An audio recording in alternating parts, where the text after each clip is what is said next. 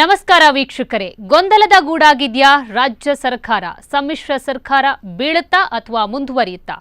BJP ಯಾವೆಲ್ಲ ರಣತಂತ್ರವನ್ನ ರೂಪಿಸುತ್ತಿದೆ? ಇದೇ ಇವತ್ತಿನ ವಿಶೇಷ ಮೈತ್ರಿ ಸಂಕಟ ವಿಶೇಷ ನೇರ ಪ್ರಸಾರ ಕಾರ್ಯಕ್ರಮಕ್ಕೆ ಸ್ವಾಗತ. ನಾನು ದೀಪಿಕಾ ಪರೇಶ್.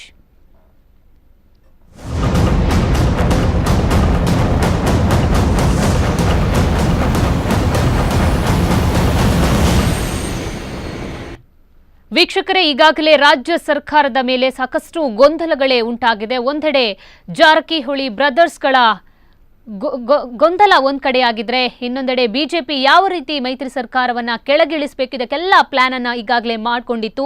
ಆದ್ರೆ ಇವತ್ತಿನ ಬೆಳವಣಿಗೆ ಸಾಕಷ್ಟು ಕಮಲ ಪಾಳೆಯಕ್ಕೆ ಹೊಡೆತ ಅಂತ ಅನ್ಬೋದು. ಅವರು ಮಾಡಿದಂತಹ ಎಲ್ಲ ಪ್ಲಾನ್ ಇವತ್ತು ಟುಸ್ ಆಗಿದೆ ಅನ್ನೋ ಮಾಹಿತಿ ಕೂಡ ಸಿಗ್ತಾ ಇರುವಂತದ್ದು. ಇನ್ನು ಇವತ್ತಿನ ರಾಜಕೀಯದ ಜೊತೆಗೆ ಮುಂದೆ ಈಗ ನವೆಂಬರ್ 1ರಿಂದ ಸಂಪುಟ ಕೂಡ ವಿಸ್ತರಣೆ ಮಾಡಲಿಕ್ಕಿದೆ. ಈ ನಿಟ್ಟಿನಲ್ಲಿ ಯಾವ ರೀತಿ ಬೆಳವಣಿಗೆಗಳು ನಡೆಯುತ್ತೆ, ಯಾವೆಲ್ಲ ಕಾರ್ಯಗಳನ್ನ ಕಾರ್ಯಗತಕ್ಕೆ ರೂಪಕ್ಕೆ ಬರಬೇಕು, ಇದೆಲ್ಲರ ಬಗ್ಗೆ ಮಾತುಕತೆ ಇವತ್ತು ನಡೆಸುವ. ಅದಕ್ಕಿಂತ ಮುಂಚೆ ಈಗಾಗಲೇ ಬಿಜೆಪಿ ವಕ್ತಾರರು ಆಗಿರುವಂತಹ ಕುಯಿಲಾಡಿ ಸುರೇಶ್ ನಾಯಕ್ ಅವರು ನಮ್ಮ ಜೊತೆಗಿದ್ದಾರೆ. ಅವರನ್ನ ಕಾರ್ಯಕ್ರಮಕ್ಕೆ ಸ್ವಾಗತಿಸೋಣ. ನಮಸ್ತೆ ಸರ್, ಕಾರ್ಯಕ್ರಮಕ್ಕೆ ಸ್ವಾಗತ. ಸರ್, ಇವತ್ತಿನ ಬೆಳವಣಿಗೆ ಬಗ್ಗೆ ನೀವೇನು ಹೇಳ್ತೀರಾ? ಸಮ್ಮಿಶ್ರ ಸರ್ಕಾರವನ್ನು ಕೆಡೋಲಿಕ್ಕೆ ಭಾರತೀಯ ಜನತಾ ಪಾರ್ಟಿ ಪ್ರಯತ್ನ ಮಾಡಲಿಲ್ಲ. ಸಮ್ಮಿಶ್ರ ಸರ್ಕಾರದ ಮಧ್ಯೆ ಹೊಂದಾಣಿಕೆ ಇಲ್ಲದ ಕಾರಣ ಅದು ಅದರಷ್ಟಕ್ಕೆ ಇವತ್ತಲ್ಲ ನಾಳೆಲ್ಲ ನಾಡ್ದು ಅದು ಬಿದ್ದೇ ಹೋಗುತ್ತೆ. ಅದೇನು ಮುಂದುವರಿಯುವ ಸರ್ಕಾರ ಏನಲ್ಲ. ಅಪವಿತ್ರ ಮೈತ್ರಿಯ ಮುಖೇನ ಸರ್ಕಾರ ನಡೆಸುವ ಅಧಿಕಾರದ ದಾಹಕ್ಕಾಗಿ ಸರ್ಕಾರ ನಡೆಸುವ ಒಂದು ಪರಿಸ್ಥಿತಿ ಇವತ್ತು ಕಾಂಗ್ರೆಸ್ಸಿಗೆ ಎದುರಾಗಿದೆ. ಅದರ ಲಾಭವನ್ನು JDS ಪಡ್ಕೊಂಡಿದೆ. ಇಲ್ಲದಿದ್ದರೆ 37-38 ಸೀಟ್ ಪಡ್ಕೊಂಡ JDS ರಾಜ್ಯ ಆಳ್ತದೆ, ಅದಕ್ಕೆ ಕಾಂಗ್ರೆಸ್ ಸೇರಿಕೊಡ್ತದೆ. ಇದು ಕನಸಲ್ಲೂ ಎಣಿಸಿದಂಥ ಒಂದು ವಿಚಾರ, ಕೇವಲ ಅಧಿಕಾರದ ಆಸೆಗಾಗಿ. ಮತ್ತು ಅವರು ಹೇಳ್ತಾರೆ, ನಾವು ಕೋಮುವಾದಿಗಳನ್ನು ದೂರ ಇಡ್ತೇವೆ, ಅದು ಇದಂತೆ. ಕೋಮುವಾದಿಗಳು ಯಾರು, ಕೋಮುವಾದದ ಬಗ್ಗೆ ಏನು ವ್ಯಾಖ್ಯಾನ ಅಂತೇಳಿ ರಾಜ್ಯದ ಜನತೆ ತೋರಿಸಿಕೊಟ್ಟಿದ್ದಾರೆ. ಅದರ ಬಗ್ಗೆ ನಾನು ಮಾತಾಡಲಿಕ್ಕೆ ಹೋಗಲ್ಲ. ಇವತ್ತು ರಾಜ್ಯದಲ್ಲಿ ಸರ್ಕಾರ ಇದೆ ಅಂತ ಯಾರಿಗದು ಅನಿಸೋದಿಲ್ಲ. ಒಂದಷ್ಟು ಅಧಿಕಾರಿಗಳು ಇವತ್ತು ಸರ್ಕಾರವನ್ನು ನಡೆಸ್ತಾ ಇದ್ದಾರೆ. JDS ಎಷ್ಟು ದಿನ ಆಗುತ್ತೆ ಅಷ್ಟು ದಿನ. ರೇವಣ್ಣವರೇ ಹೇಳ್ತಾರೆ, ಇದು ಸರ್ಕಾರ ಎಷ್ಟು ದಿನ ಅಂತ ಗೊತ್ತಿಲ್ಲ ನಮಗೆ, ಎಷ್ಟು ದಿನ ಹೋಗುತ್ತಾ ಅಷ್ಟು ದಿನ ಹೋಗುತ್ತಪ್ಪ, ಏನದರಲ್ಲಿ ಹೋಗಲಿ ಅಂತ ಹೇಳ್ತಾರೆ. ಒಂದು ಸೈಡಲ್ಲಿ ಅದು, ಒಂದು ಸೈಡಲ್ಲಿ ಕಾಂಗ್ರೆಸ್ನವರು 6 ಜನ ಮಂತ್ರಿಗಳು ಆಗಲಿಕ್ಕೆ ಬಾಕಿ ಇದೆ, ಇಲ್ಲಿ 26 ಜನ ಲೀಸ್ಟ್ ಇದೆ. ಸೊ ಇದು ಯಾವ ರೀತಿ ನಡೀತದೆ, ಇದರ ಎಲ್ಲಿ ಹೋಗುತ್ತೆ, ಇದರ ಅಂತ್ಯ ಏನು ಗೊತ್ತಿಲ್ಲ. ಆದರೆ ಒಂದು ರಾಜಕೀಯ ಪಕ್ಷವಾಗಿ ಭಾರತೀಯ ಜನತಾ ಪಾರ್ಟಿ ಸರ್ಕಾರ ಬಿದ್ದರೆ ಅದರ ಉಪಯೋಗವನ್ನು ಪಡ್ಕೊಂಡು ಸರ್ಕಾರ ರಚನೆಗೆ ಪ್ರಯತ್ನ ಮಾಡೋದು ಸತ್ಯ. ಅದು ಪ್ರಜಾಪ್ರಭುತ್ವ ವ್ಯವಸ್ಥೆಯಲ್ಲಿ ಮಾಡಲೇಬೇಕಾದ್ದು. ಯಾಕಂದರೆ ಈ ರಾಜ್ಯದ ಜನತೆ ತೀರ್ಪು ಕೊಟ್ಟದ್ದು ಇವತ್ತು ಭಾರತೀಯ ಜನತಾ ಪಾರ್ಟಿ. ನಮಗೆ ಸಂಖ್ಯೆಯಲ್ಲಿ ಕಮ್ಮಿ ಆಗಿರ್ಬೋದು, 12-13 ಸೀಟ್ ಕಮ್ಮಿ ಆಗಿರ್ಬೋದು. ಆದರೆ ಆ ರಾಜ್ಯದಲ್ಲಿ ಕಾಂಗ್ರೆಸ್ನ ವಿರುದ್ಧವಾದ ಎಲ್ಲಿ BJP ಶಕ್ತಿಯುತವಾಗಿದೆಯೋ ಅಲ್ಲಿ ಕಾಂಗ್ರೆಸ್ಸಿಗೆ ವಿರುದ್ಧವಾದ ಓಟನ್ನು BJP ಕೊಟ್ಟಿದ್ದಾರೆ. ಎಲ್ಲಿ JDS ಶಕ್ತಿಯುತವಾಗಿದೆಯೋ ಅಲ್ಲಿ ಕಾಂಗ್ರೆಸ್ಸಿಗೆ ವಿರುದ್ಧವಾದ ಓಟನ್ನು JDS ಕೊಟ್ಟಿದ್ದಾರೆ. ಅಂತೂ ಈ ರಾಜ್ಯದಲ್ಲಿ ಕಾಂಗ್ರೆಸ್ ಅಧಿಕಾರದಿಂದ ದೂರ ಇರಬೇಕು ಅನ್ನೋ ಒಂದು ಸಂದೇಶವನ್ನು ರಾಜ್ಯದ ಮತದಾರ ಕೊಟ್ಟಿದ್ದಾನೆ. ಓಕೆ, ಈಗಾಗಲೇ ಇವತ್ತು ಬೆಳವಣಿಗೆಯನ್ನು ನಾವು ನೋಡ್ಬೋದು. BSY ಇವತ್ತು ಏನು ಜಾರಕಿಹೊಳಿ ಅವರಿಗೆ ಶ್ರೀರಾಮುಲು ಒಂದು ಆಫರ್ ಅನ್ನ ಕೊಟ್ಟಿದ್ರು. ಏನಂದ್ರೆ, ನೀವು ಬಂದ್ರೆ ನಾವು DCM ಅನ್ನ ನಿಮಗೆ ಕೊಡ್ತೀವಿ, ಆ ಸ್ಥಾನವನ್ನ ನಿಮಗೆ ಕೊಡ್ತೀವಿ ಅಂತ. ಆದ್ರೆ ಜಾರಕಿಹೊಳಿ ಅವರು ಅದಕ್ಕೆ ಯಾವುದೇ ರೀತಿಯಲ್ಲಿ ಒಪ್ಕೊಂಡಿಲ್ಲ ಅನ್ನುವಂತ ತಿಳಿದು ಬಂದಿದೆ. ಈ ಕಮಲಪಾಳ್ಯದಲ್ಲಿ ಈ ರೀತಿ ಒಂದು ಎಳೆಯುವಂತಹ ಪ್ರಯತ್ನ ನಡೀತಾ ಇದೆ. ಇದಕ್ಕೆ ಏನು ಹೇಳ್ತೀರಾ ಹಾಗಿದ್ರೆ? ಇದು ಮಾಧ್ಯಮಗಳ ಸೃಷ್ಟಿ. ನನ್ನ ಪ್ರಕಾರ ಮಾತುಕತೆ ಬನ್ನಿ ಅಂತ ಹೇಳ್ಬೋದು ಬಿಟ್ಟರೆ ನಾವು ಅದು ಕೊಡ್ತೀವಿ ಇದು ಕೊಡ್ತೀವಿ ಆಮಿಷ ಒಡ್ಡಿದ ಪ್ರಹಸನ ನನಗೇನು ಗೊತ್ತಿಲ್ಲ. ಆದರೆ ಈ ಮಾಧ್ಯಮಗಳು ಮೊನ್ನೆಯಿಂದ ಇದರ ಬಗ್ಗೆ ಏನು ರಾಜ್ಯದಲ್ಲಿ ರಾಜಕೀಯ ಬೆಳವಣಿಗೆ ನಡೀತದೆ ಅದಕ್ಕಿಂತ 10 ಪಟ್ಟು ಜಾಸ್ತಿ ತೋರಿಸ್ತದೆ ಅನ್ನೋದು ನನ್ನೊಂದು ಅಮ್ಮೋಣ. ಯಾಕಂದ್ರೆ ನಾನು ಕೂಡ TV ನೋಡ್ತಾ ಇದ್ದೆ. ಮಾಧ್ಯಮದಲ್ಲಿ ಏನು ನಡೀತಾ ಇದೆ ಅದು ರಿಯಲ್ ಆಗಿ ಎಲ್ಲಿ ನಡೀತಾ ಇಲ್ಲ, ಅದಕ್ಕಿಂತ ಜಾಸ್ತಿಯೇ ನಡೀತಾ ಇದೆ. ಆದ್ದರಿಂದ ಇವತ್ತು ರಮೇಶ್ ಜಾರಕಿಹೊಳಿ ಅವರು ಏನು ಹೇಳಿದ್ದಾರೆ, ಯಡಿಯೂರಪ್ಪನವರು ಅದಕ್ಕೆ ಏನು ಮಾತಾಡಿದ್ದಾರೆ, ಕುಮಾರಸ್ವಾಮಿ ಅವರು ಏನು ಹೇಳಿದ್ದಾರೆ, ಇದು ಎಲ್ಲರೂ ಅವರು ಹೇಳಿದ್ದನ್ನು ಇವರು ಹೇಳಿದ್ದು ಕೇಳಿದ್ ಬಿಟ್ಟರೆ ವಾಸ್ತವ ಸ್ಥಿತಿಯೇ ಬೇರೆ ಇರ್ಬೋದು, ನಮ್ಗೆ ಗೊತ್ತಿಲ್ಲ. ಒಂದಂತೂ ನಿಜ, ಭಾರತೀಯ ಜನತಾ ಪಾರ್ಟಿಯ ಕಾರಣದಿಂದ ಈ ಸರ್ಕಾರ ಬೀಳೋದಿಲ್ಲ. ಈ ಸರ್ಕಾರ ಬೀಳೋದು ಅವರಿಬ್ಬರ ಕಾರಣದಿಂದ ಬಿಟ್ಟು ಭಾರತೀಯ ಜನತಾ ಪಾರ್ಟಿಗೆ ಸರ್ಕಾರ ಬೀಳೋದಿಲ್ಲ. ಹಾಗಿದ್ರೆ ಸರ್, ಈಗ ಮಾಧ್ಯಮಗಳು ಸುಳ್ಳು ಹೇಳೋದು ಅಂತ ನೀವು ಹೇಳ್ತಾ ಇದ್ದೀರಾ, ಪದೇ ಪದೇ. ಸುಳ್ಳು ಹೇಳುವುದಲ್ಲ. ಇವತ್ತು ನೋಡಿ, ಚಾನಲ್ಗಳು ಸಿಕ್ಕಾಪಟ್ಟೆ ಚಾನಲ್ಗಳಿವೆ.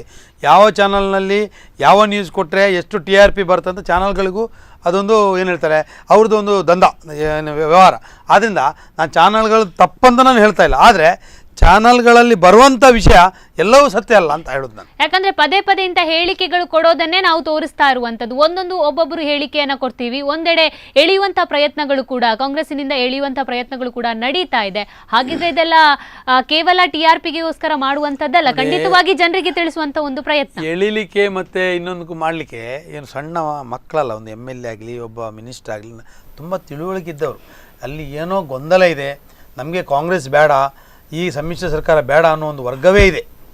ಅದರ ಲಾಭ ಅಥವಾ ಅದರ ತೊಂದರೆಯಿಂದ ಸರ್ಕಾರಕ್ಕೆ ತೊಂದರೆ ಆಗೋದು ಬಿಟ್ಟರೆ ಅದನ್ನು ಹೇಗೆ ಇಡಿಸ್ಕೊಳ್ಬೇಕು, ಅವರನ್ನು ಹೇಗೆ ಪಕ್ಷದಲ್ಲಿ ಇಟ್ಕೊಳ್ಬೇಕು, ಅದು ಆಯಾ ಪಕ್ಷಕ್ಕೆ ಬಿಟ್ಟ ವಿಚಾರ. ಆ ಪಕ್ಷದ ಆ ವ್ಯವಸ್ಥೆ ಮಾಡಿದರೆ ಸರ್ಕಾರ ಬೀಳ್ಬೋದು, ಅದರಲ್ಲಿ ಚರ್ಚೆ ಅಲ್ಲ. ಬಟ್ ಆ ವ್ಯವಸ್ಥೆ ಇವತ್ತು ಸಿದ್ದರಾಮಯ್ಯ ಇರ್ಬೋದು, ಪರಮೇಶ್ವರ್ ಇರ್ಬೋದು, ಅವರ ಶಾಸಕರನ್ನ ಹಿಡ್ಕೊಳ್ಬೇಕು. ಅದೇ ರೀತಿ JDSನವರು ಅವರು ಶಾಸಕರನ್ನ ಹಿಡ್ಕೊಳ್ಬೇಕು.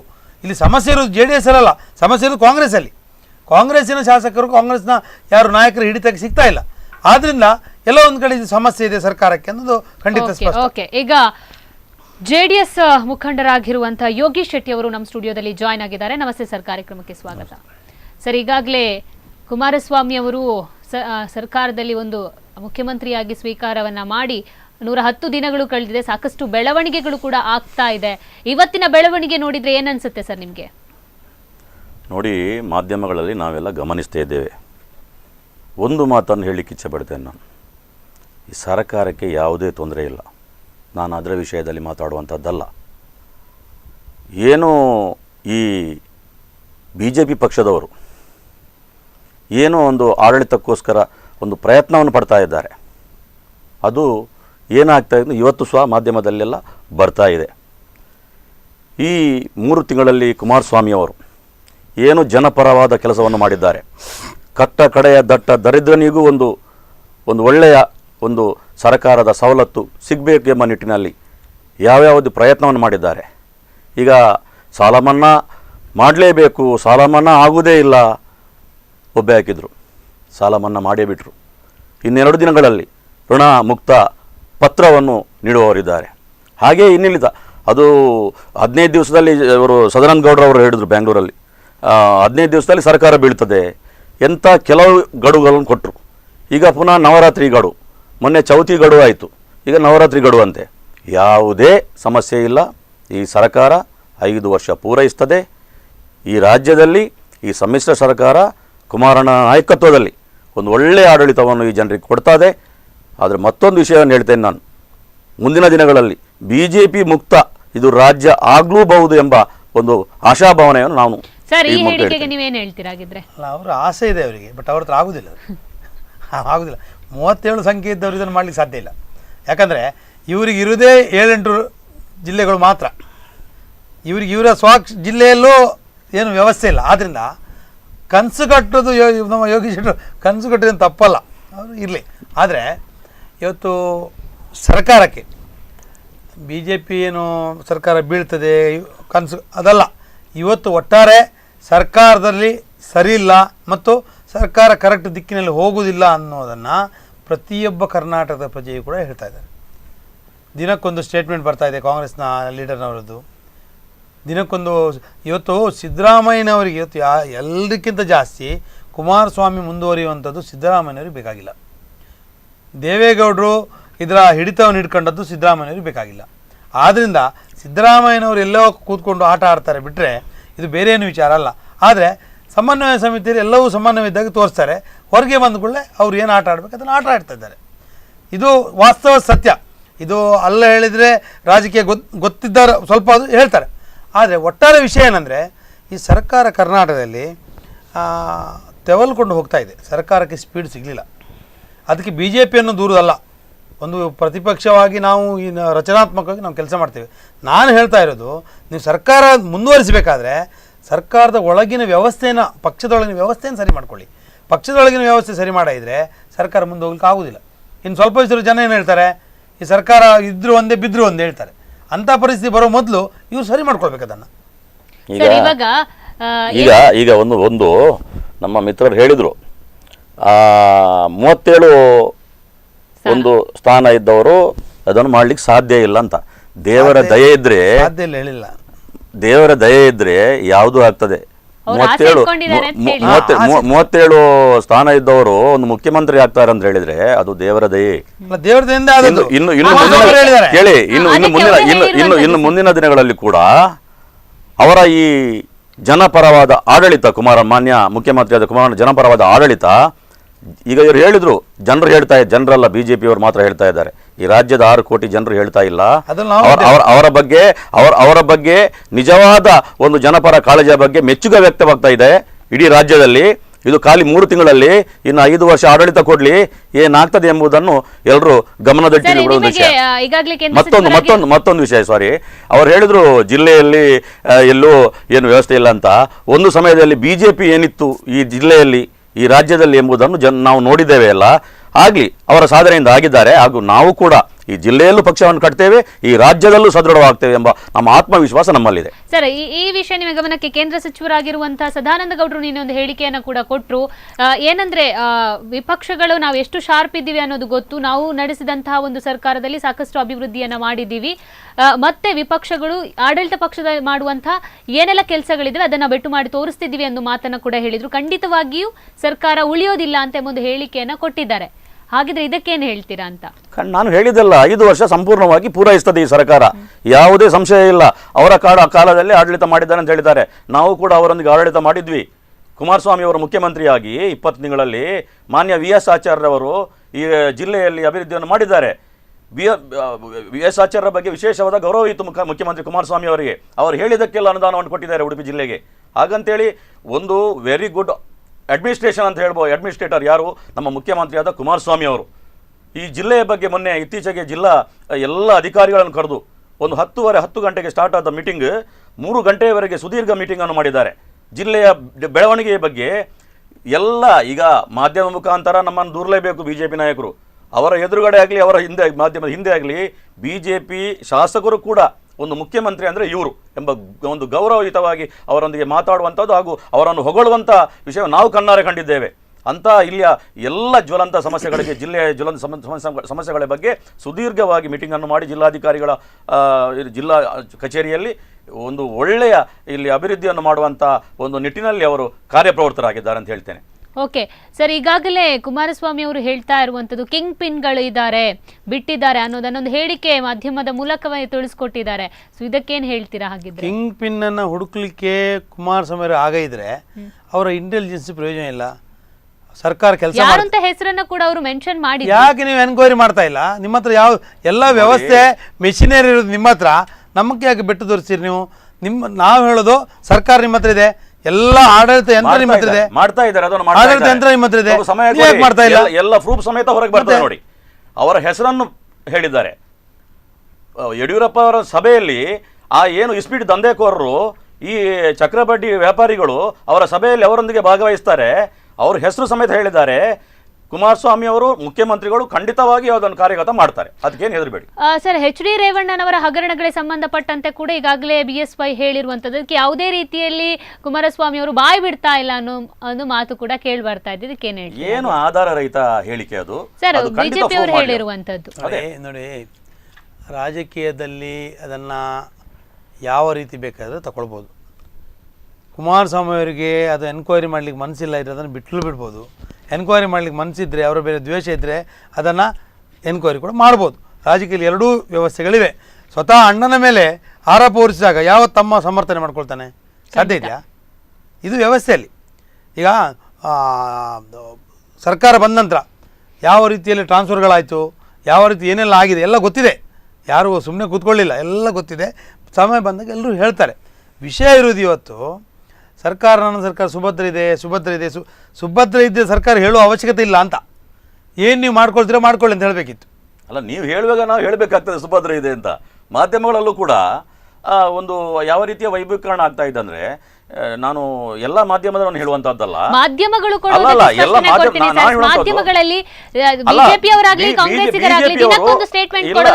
ಬಿಜೆಪಿಯವರು ಮಾಧ್ಯಮದವರ ದಾರಿ ತಪ್ಪಿಸ್ತಾ ಇದ್ದಾರೆ. ಬಿಜೆಪಿಯವರು ಮಾಧ್ಯಮದವರು ಅಷ್ಟು ವೀಕ್ ಇದ್ದಾರೆ. ಹಾಗಾದ್ರೆ ಖಂಡಿತ ವೀಕ್ ಇಲ್ಲ ಸರ್. ಹೇಗೆ ಹೇಳ್ತಾರೆ ಮಾಧ್ಯಮದವರು? ಇವತ್ತು ಜಾರಕಿಹೊಳಿ ಸಹೋದರರು ಮೊನ್ನೆ ಮುಖ್ಯಮಂತ್ರಿಗಳೊಂದಿಗೆ ಮಾತುಕತೆ ಮಾಡ್ತಾ ಇದ್ದಾರೆ. ಒಂದು ಮಾಧ್ಯಮದಲ್ಲಿ ಬರ್ತದೆ ಸಂಧಾನ ವಿಫಲ ಅಂತ, ಮತ್ತೆ ಎಲ್ಲ ಮಾಧ್ಯಮದಲ್ಲಿ ಬರ್ತದೆ ಯಶಸ್ಸು ಅಂತ. ಏನು ಹೇಳ್ತೀರಿ ಇದಕ್ಕೆ ನೀವು? ನಿನ್ನೆ ಸಿದ್ದರಾಮಯ್ಯನವ್ರ ಹತ್ರ ಮಾತಾಡಿದಾಗ ಸಂಧಾನ ವಿಫಲ ಅಂತ ಬಂದಿದೆ. ಇವತ್ತು ಕೂಡ ಬಂದಿದೆ, ನಾನು ನೋಡಿದೆ. ಅವರೇ ಬಂದು ಹೇಳಿದ್ರು. ಯಾರು? ಇವತ್ತು ಕೂಡ ಬಂದಿದೆ. ನಮ್ಗೆ ಇಲ್ಲಿ ಎಲ್ಲ ನಾವು ಹೈಕಮಾಂಡ್ ಹೋಗ್ತೇವೆ ಅಂತ ಹೇಳಿದ್ರು. ನೀವು ಹೈಕಮಾಂಡ್ ಹೋಗ್ಬೇಕಾದ್ರೆ ಇಲ್ಲಿ ವ್ಯವಸ್ಥೆ ಸರಿ ಇಲ್ಲ ಅಂತ ಆಯ್ತಲ್ಲ. ನಾನು ಕಾಂಗ್ರೆಸ್ನ ವಿಚಾರ ಮಾತಾಡೋದು, ನಾನು ಕಾಂಗ್ರೆಸ್ ವಿಚಾರ ಮಾತಾಡೋದು ಎಲ್ಲವನ್ನು. ಸರ್, ಇವಾಗ ಕಾಂಗ್ರೆಸ್ ಅಂತಲ್ಲ, ಇವಾಗ ಸಮ್ಮಿಶ್ರ ಸರ್ಕಾರ ಇರುವಂತದ್ದು. ಅಲ್ಲ, ಸಮ್ಮಿಶ್ರ ಸರ್ಕಾರದಲ್ಲೂ ಕಾಂಗ್ರೆಸ್ ಅನ್ನು ನಿಯಂತ್ರಣ ಮಾಡಲಿಕ್ಕೆ ಕುಮಾರಸ್ವಾಮಿ ಅವ್ರ ಹತ್ರ ಆಗುದಿಲ್ಲ, ಅಥವಾ JDS ಶಾಸಕರ ನಿಯಂತ್ರಣ ಮಾಡಲಿಕ್ಕೆ ಅಲ್ಲಿ ಗುಂಡ್ರಾವ್ ಹತ್ರ ಆಗುದಿಲ್ಲ, ಪರಮೇಶ್ವರ್ ಯಾರು ಆಗುದಿಲ್ಲ. ಅದಕ್ಕೆ ಅದ್ರದ್ದು ವ್ಯವಸ್ಥೆ ಇದೆ ಅಲ್ಲ. ನೋಡಿ, ಅದ್ರದ್ದು ವ್ಯವಸ್ಥೆ ಇದೆ. ಇದರಲ್ಲಿ ಕುಮಾರಸ್ವಾಮಿ ಕಾಂಗ್ರೆಸ್ JDS ಅಂತಲ್ಲ, ಇದು ಸಮ್ಮಿಶ್ರ ಸರ್ಕಾರ. ಸಮ್ಮಿಶ್ರ ಸರ್ಕಾರದ ನಾಯಕರು ಮಾನ್ಯ ಮುಖ್ಯಮಂತ್ರಿಗಳು ಸರಿ ಮಾಡುವಂಥ ಆ ವ್ಯವಸ್ಥೆ, ಆ ಒಂದು ಕೆಪಾಸಿಟಿ, ಆ ಒಂದು ಚಾಣಾಕ್ಷತೆ ಮುಖ್ಯಮಂತ್ರಿಗಳ ಇದೆ. ಅದನ್ನು ಅವರು ಮಾಡಿದ್ದಾರೆ ಕೂಡ, ಇನ್ನೂ ಕೂಡ ಮಾಡ್ತಾರೆ. ಹಾಗಾದ್ರೆ ಕಾಂಗ್ರೆಸ್ ಹೈಕಮಾಂಡ್ ಯಾಕೆ ಹೋಗಬೇಕು? ನಾಳೆ ಹೈಕಮಾಂಡ್ ಹೋಗ್ಲಿ.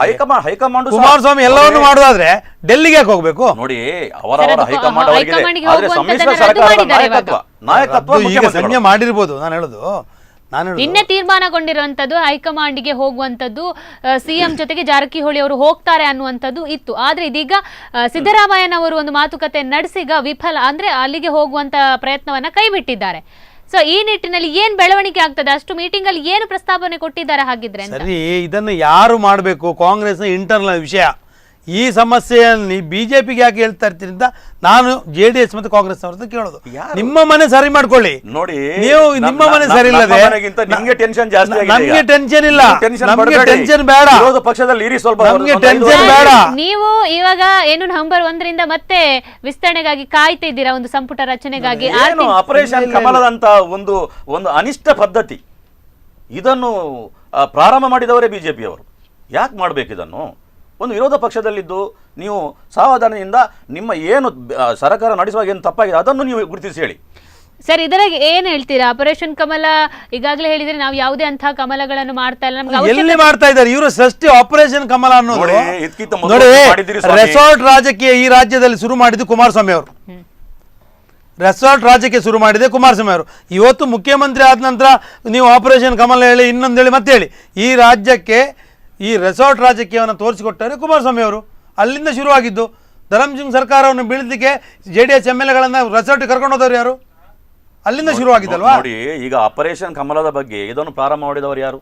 ಆಪರೇಷನ್ ಕಮಲ ಅಂದ್ರೆ ಏನು ಕೇಳೋದು ನಾನು? ಆಪರೇಷನ್ ಕಮಲ ನಿಮ್ಗೆ ಗೊತ್ತಿರಬೇಕು. ಅದು ಏನು ಹೇಳಿ? ಇದು ರಾಜ್ಯಕ್ಕೆ ಗೊತ್ತಾಗಿದೆ. ಏನು ಹೇಳಿ? ವ್ಯಾಖ್ಯಾನ ಕೊಡಿ ನೀವು. ನೋಡಿ, ವ್ಯಾಖ್ಯಾನ ಕೊಡಿ. ಈ ಶಾಸಕರಿಗೆ ಹಣದ ಆಮಿಷವನ್ನು ಕೊಟ್ಟು ಅಧಿಕಾರದ ಆಸೆಯನ್ನು ತೋರಿಸಿ ಏನು ಮಾಡಿದ್ದಾರೆ ಹಿಂದಿನ ವರ್ಷಗಳಲ್ಲಿ, ಹಿಂದಿನ ದಿನಗಳಲ್ಲಿ ಅಂತ ನಮ್ಗೆಲ್ಲರಿಗೂ ಗೊತ್ತಿದ್ದ ವಿಚಾರ. JDS ಸಪೋರ್ಟ್ ಮಾಡಿದಾಗ, ಅಪ್ಪನ ಸಪೋರ್ಟ್ ಇರುವಾಗ ಮಗ ಅಷ್ಟು MLAಗಳನ್ನು ಕರ್ಕೊಂಡು ರೆಸಾರ್ಟ್ಗೆ ಹೋದದ್ದು ಅದು ಆಮಿಷ ಅಲ್ವಾ? ಅಲ್ಲಿ ಹೇಳಿ ಸರ್ ಇದಕ್ಕೆ. ನೋಡಿ ಸರ್, ರಾಜಕೀಯ ವಿದ್ಯಮಾನಗಳಲ್ಲಿ ಅದು ಒಂದು ನಮ್ಮ ಪಕ್ಷವನ್ನು ಉಳಿಸ್ಲಿಕ್ಕೋಸ್ಕರ ಒಂದು ರೀತಿಯ ವಾತಾವರಣದಲ್ಲಿ ನಾವೀಗ ಮಾತಾಡೋದು ಪ್ರಸ್ತುತ ರಾಜಕಾರಣದ ಬಗ್ಗೆ. ಪ್ರಸ್ತುತ ರಾಜಕೀಯ ಇತಿಹಾಸ ನಿಮ್ಗೆ ಗೊತ್ತಿರಬೇಕು. ನೀವು ಎಲ್ಲಿಂದ ಬಂದವರು, ನೀವೇನು ಮಾಡಿದ್ರೆ ಗೊತ್ತಿದ್ರೆ ಮಾತ್ರ ನಿಮ್ಗೆ ಹೇಳಲಿಕ್ಕೆ ಈಗ ಹೇಳಲಿಕ್ಕೆ ಆಗೋದು. ಅದು ಬೇಕಲ್ವಾ ಸರ್? ಇದಕ್ಕೆ ಸಂಬಂಧಪಟ್ಟಂತೆ ಹೇಳಿಕೆಯನ್ನ ಕೂಡ ಕೊಟ್ಟಿದ್ದಾರೆ. ಏನಂದ್ರೆ 10 ವರ್ಷಗಳ ನಂತರ ನಾವು ಸರ್ಕಾರದಲ್ಲಿ ಬಂದಿದ್ದೀವಿ, ಸರ್ಕಾರವನ್ನ ಉಳಿಸ್ತೀವಿ, ಖಂಡಿತ ನಮ್ಮ ಸರ್ಕಾರ ಹೋಗಲ್ಲ ಅಂತ ಆತ್ಮವಿಶ್ವಾಸ ಅವ್ರದ್ದು. ಖಂಡಿತ ಹೋಗೋದಿಲ್ಲ, ಆತ್ಮವಿಶ್ವಾಸ. ಅದಕ್ಕೆ ನೋಡಿ, ಕಾಣ್ಬೇಕಷ್ಟೇ. ಹೋಗ್ಬೇಕಂತ ನಾವ್ ಹೇಳಿದೇವಾ? ನಿಮ್ಮ ಜಗಳದಲ್ಲಿ ಯಡಿಯೂರಪ್ಪನವರಿಗೆ ಆತುರ ಇದೆ. ಕಾಂಗ್ರೆಸ್ನ ಜಗಳದಲ್ಲಿ ಸರ್ಕಾರ ಬಿದ್ದೋದ್ರೆ ಭಾರತೀಯ ಜನತಾ ಪಾರ್ಟಿ ಏನ್ ಮಾಡ್ತೀವಿ? ಇವತ್ತು ಜಗಳ ಕಾಂಗ್ರೆಸ್ನಲ್ಲಿ ಬಿಜೆಪಿ ಅವ್ರು ಮಾಡಿಸೋದ? ಆ ತಲೆಬಿಸಿ ನಿಮ್ಗೆ ಬೇಡ ಸ್ವಾಮಿ. ನಾನು ಅದನ್ನೇ ಹೇಳುದು. ಜಾರಕಿಹೊಳಿ ಜಗಳ ಆಗ್ಲಿ, DKಶ ಸಮಸ್ಯೆ ಆಗಲಿ, ಅಥವಾ ಪರಮೇಶ್ವರ್, ನಮ್ಗೆ ಸಂಬಂಧಪಟ್ಟದಲ್ಲ. ಕಾಂಗ್ರೆಸ್ ಇಂಟರ್ನಲ್ ಗಲಾಟೆ. ಆ ಗಲಾಟೆ ಈಗ ಮೀಡಿಯಾದವ್ರು ತೋರಿಸೋದೇನ ಯಾರನ್ನ? ಜಾರಕಿಹೊಳಿ ನಮ್ಮ ಪಾರ್ಟಿಯವರ ಅಲ್ಲ. ಜಾರಕಿಹೊಳಿಯವನ್ನ ಬಿಜೆಪಿ ಅವರು ಎಳೆಯುವಂತ ಪ್ರಯತ್ನ ಮಾಡ್ತಾರೆ. ಶ್ರೀರಾಮುಲು ಆಫರ್ ಕೊಟ್ಟಿದ್ದಾರೆ ಅಂತೇಳಿ ಈ ಸಮ್ಮಿಶ್ರ ಸರ್ಕಾರದ ದಾಖಲೆ ಇದೆಯಾ? ನೋಡಿ, ತೋರಿಸಿ ನೋಡ. ಶಾಸಕರು ಹೇಳಿದಾರಲ್ಲ, ಮಾಧ್ಯಮಗಳ ಮುಖಾಂತರ ಅದಕ್ಕೆ ಪೂರಕವಾದ ಡಾಕ್ಯುಮೆಂಟ್ ಇದ್ರೆ ಕೊಡಬೇಕು. ಬಿಟ್ಟು ಏನೋ ಗೋಡೆ ಮೇಲೆ ದೀಪ ಇಟ್ಟು ಗುಂಡು ಹಾರಿಸೋದು ಇದು ಕೆಲಸ ಬೇಡ. ಇವರ ವ್ಯವಸ್ಥೆ ಸರಿ ಇಲ್ಲ, ಅದಕ್ಕೆ ಬಿಜೆಪಿಗೆ ಕೈ ತೋರಿಸೋದು. ಈ ವ್ಯವಸ್ಥೆ ಬೇಡ, ಇವರ ವ್ಯವಸ್ಥೆಯನ್ನು ಸರಿ ಮಾಡ್ಕೊಳ್ಳಿ. ಸರ್ಕಾರದ ಬಗ್ಗೆ ಜನರಿಗೆ ವಿಶ್ವಾಸ ಬರ್ತಾ ಇಲ್ವಾ? ಬೆಳಿಗ್ಗೆ ಎದ್ರೆ ಡೈಲಿ ಇದೆ, TV ಹಾಕಿದ್ರೆ ಎಲ್ಲ ಚಾನಲ್ ಇದೆ, ಸಮ್ಮಿಶ್ರ ಸರ್ಕಾರ ಈಗ ಬಿತ್ತು ಮತ್ತೆ ಬಿತ್ತು. ಅದೇ ನಾನು ಇದು ಹೇಳಿಲ್ಲ. ಯಾರಿಂದ ಸೃಷ್ಟಿ? ಸರ್ ಇದರಲ್ಲಿ ಮಾಧ್ಯಮಗಳದ್ದು ಯಾವುದೇ ತಪ್ಪಿಲ್ಲ. ಯಾಕಂದ್ರೆ ಕಾಂಗ್ರೆಸ್ನವರಾಗ್ಲಿ ಬಿಜೆಪಿ ಅವರಾಗ್ಲಿ ದಿನದಲ್ಲಿ ಒಂದೊಂದು ದಿನ ಬೆಳಗಾದ್ರೆ ಒಂದೊಂದು ಹೇಳಿಕೆ ಕೊಡ್ತಾರೆ, ಅದನ್ನ ನಾವು ತೋರಿಸಲೇಬೇಕು. ಭಿನ್ನಾಭಿಪ್ರಾಯಗಳು ಎದ್ದು ಕಾಣ್ತಾ ಇದೆ. ಹೇಳೋದು ಕೇಳಿ, ಸಮ್ಮಿಶ್ರ ಸರ್ಕಾರ ಬೀಳುತ್ತೆ, ನಾನೊಬ್ಬ ಅಪೋಸಿಷನ್ ಪಾರ್ಟಿ ಹೇಳ್ತೇನೆ, ಬೀಳುವ ಹಾಗೆ ಅಲ್ಲಿ ವ್ಯವಸ್ಥೆ ಅಥವಾ ವಾತಾವರಣ ನಿರ್ಮಾಣ ಮಾಡಿದವರು ಯಾರು? ಅದರಲ್ಲಿ ನಿಮ್ದು ಪಾಲಿದೆ. ನಮ್ಗೆಲ್ಲಿ ಪಾಲಿದೆ? ಯಾಕೆಂದ್ರೆ ಶಾಸಕರಿಗೆ ನೀವು ಒಂದು ಆಮಿಷ ಹೇಳಿದಾರಲ್ಲ, ಅದು ಹಗಲುಗಾನಸ್ ಕಾಣಬೇಕು, ಅದು ಖಂಡಿತವಾಗೂ ಆಗುವಂತದ್ದಲ್ಲ. ಏನಿಲ್ಲ ನೋಡಿ, ಎಷ್ಟೇ ಒತ್ತಡಗಳು ಬರಲಿ, ಯಾವುದೇ ಏನು ಬಿಜೆಪಿ ಅವರಾಗ್ಲಿ ಯಾರೇ ಆಗ್ಲಿ ಏನು ಕುಮಾರಸ್ವಾಮಿ ಅವರು ಮಾನ್ಯ ಮುಖ್ಯಮಂತ್ರಿಗಳು ಅವರ ಕಾರ್ಯವನ್ನು ಒಳ್ಳೆ ರೀತಿಯಲ್ಲಿ ಕೆಲಸ ಜನಪರವಾದ ಕಾಳಜಿಯನ್ನು ಮಾಡ್ತಾನೆ ಇದ್ದಾರೆ, ಅವರು ಮಾಡ್ತಾನೆ ಇರ್ತಾರೆ, ಯಾವುದೇ ತೊಂದರೆ ಮಾಡ್ಲಿಕ್ಕೆ ಬಿಟ್ರೆ ಮಾಡ್ಬೋದು, ನಂಗೆ ಗೊತ್ತಿಲ್ಲ, ಕಾಂಗ್ರೆಸ್ ಮಾಡ್ಲಿಕ್ಕೆ ಬಿಡೋದಿಲ್ಲ. ಎರಡನೇದಾಗಿ ಜನಪರ ಕಾರ್ಯಕ್ರಮ ಇನ್ನೊಂದು ಮತ್ತೊಂದು ಸರ್ಕಾರ ಉಳಿದ್ರೆ ಮಾತ್ರ ಇವತ್ತಿನ ಪರಿಸ್ಥಿತಿ ನಾನು ಹೇಳೋದು, ಕುಮಾರಸ್ವಾಮಿ ಮೊದಲು ಮಾಡಬೇಕಾದ ಕೆಲಸ ಅಂದ್ರೆ ಸರ್ಕಾರ ಉಳಿಸುವಂತ ಕೆಲಸ ಮಾಡಬೇಕು. ಇವತ್ತು ಸರ್ ಈಗ ದಿನೇಶ್ ಗುಂಡೂರಾವ್ ಅವರು ಹೇಳಿದ್ರು ನನ್ನ ಹತ್ರ ಬರ್ಲಿಕ್ಕೆ 10 ಜನ ಶಾಸಕರು ರೆಡಿ ಇದ್ದಾರೆ, ತರ್ಕೊಳ್ಳಿ. ಈ ಕಡೆ ಉಮೇಶ್ ಕತ್ತಿ ಅವರು ಹೇಳ್ತಾರೆ 40 ಜನ ಇದ್ದಾರೆ, ಅವರು ಬರ್ಲಿ. ಸೊ ಏನ್ ಹೇಳ್ತೀರಾ ಹಾಗಿದ್ರೆ?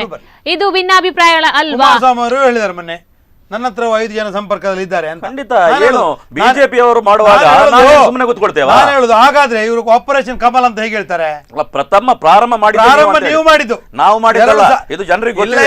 ಆಪರೇಷನ್ ಕಮಲ ಅಂತ 2006 ನೀವು ಮಾಡಿದ್ದು, ನಾವು ಯಾರೇ ಆಪರೇಷನ್ ಅವರು ಅದೇ ದುಃಖದಲ್ಲಿ ಸತ್ತೋದ್ರು ಪಾಪ, ಅದೇ ದುಃಖದಲ್ಲಿ ಸತ್ತೋದ್ರು. ನೀವು ಏನು ಅಪಪ್ರಚಾರ ಮಾಡಿ ಜನರಿಗೆ ಗೊತ್ತಿದೆ, ನೀವು ಇದ್ರಲ್ಲಿ ನಿಸೀಮ. ಖಂಡಿತ ಮಾತಾಡ್ತೀನಿ ಸರ್ ನಿಮ್ ಜೊತೆ. ಈಗ ಕಾಲರ್ ಒಬ್ರು ರೆಡಿ ಇದ್ದಾರೆ. ಹಲೋ ನಮಸ್ತೆ ಮೇಡಮ್, ನಿಮ್ಮ ಹೆಸರು, ಎಲ್ಲಿಂದ ಕರೆ ಮಾಡಿದ್ದೀರಾ?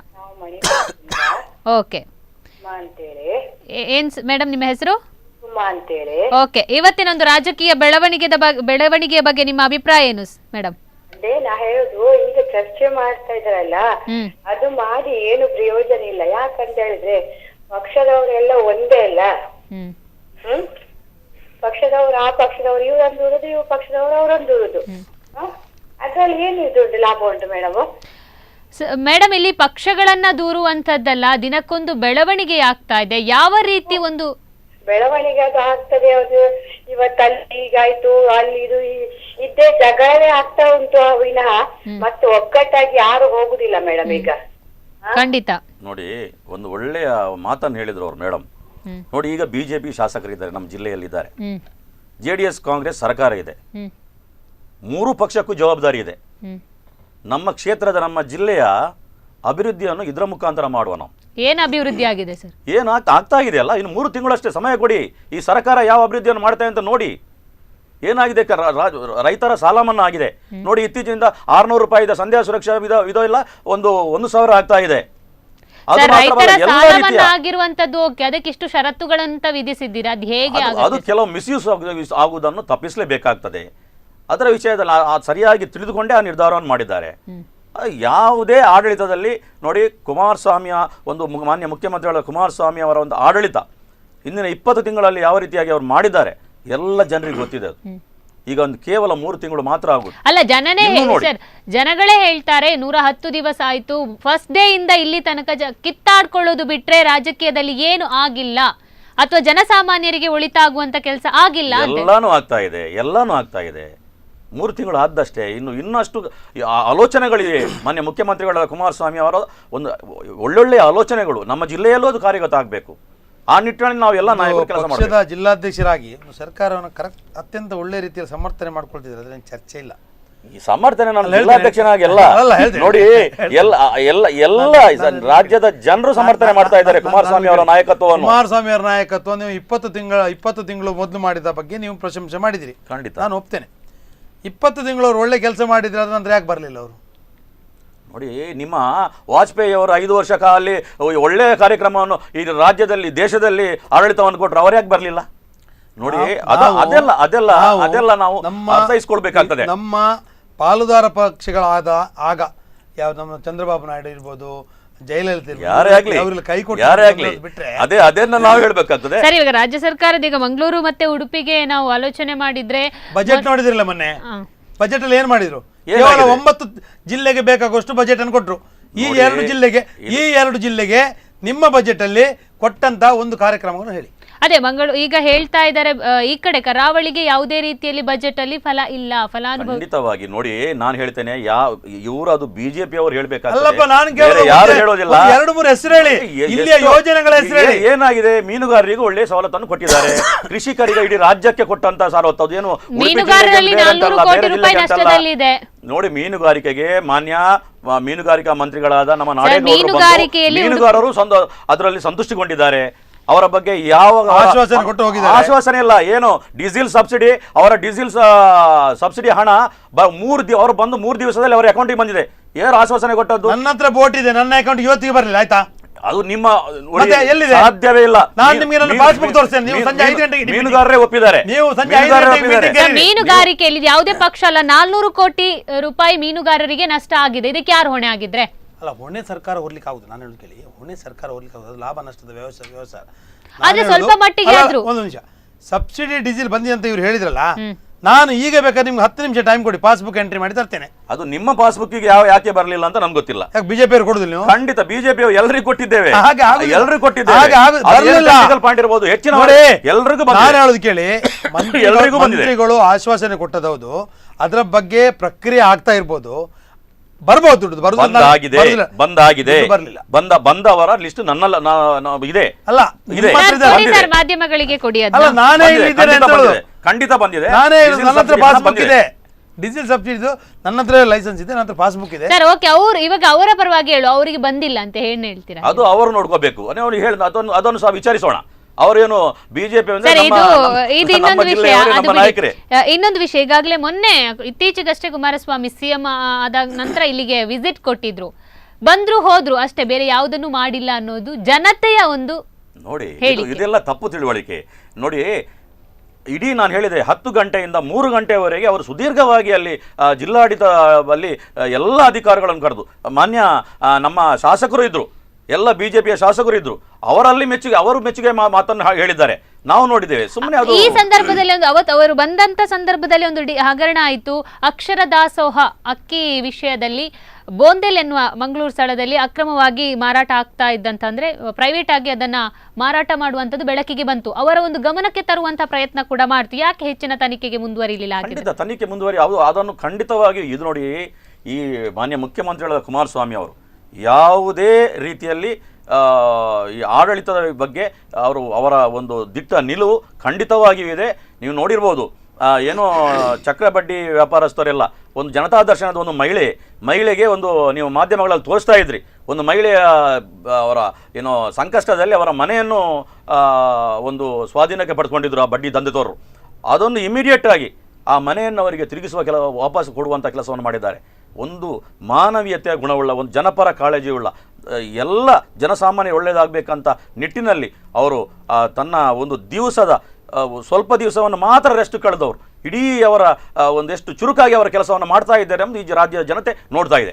ಓಕೆ ಸರ್, ಇವಾಗ ನಿಮ್ಮ ಪಕ್ಷಕ್ಕೆ ಬರೋದಾದ್ರೆ ಬರೀ ಈಗ ವಿಪಕ್ಷಗಳನ್ನ ಅಥವಾ ಸರ್ಕಾರವನ್ನ ದೂರುದು ಬಿಟ್ರೆ ಬೇರೆ ಏನು ಕೆಲಸ ಮಾಡ್ತಾ ಇಲ್ಲ. ನ್ಯಾಷನಲ್ ಹೈವೇಗಳು ಸರಿ ಇಲ್ಲ, ಅದನ್ನ ಸರಿ ಮಾಡೋದು ಬಿಟ್ಟು ಇವರಿಗೆ ಮಾತ್ರ ಸರ್ಕಾರದ ವಿರುದ್ಧ ದೂಷಿಸೋದು ಬಿಟ್ರೆ ನ್ಯಾಷನಲ್ ಹೈವೇ ಸರಿ ಇಲ್ಲ. ಸ್ಪೆಸಿಫಿಕ್ ಆಗಿ ಇಲ್ಲೇ ನಾವು ನೋಡೋದಾದ್ರೆ ಮಂಗಳೂರಿನ ಇಲ್ಲಿ ನೋಡಿ, ಪರ್ಕಳದಿಂದ ಉಡುಪಿ ಬರುವ ರೋಡನ್ನ 1 ವಾರದ ಹಿಂದೆ ಕಾಮಗಾರಿ ಶುರುವಾಗಿದೆ.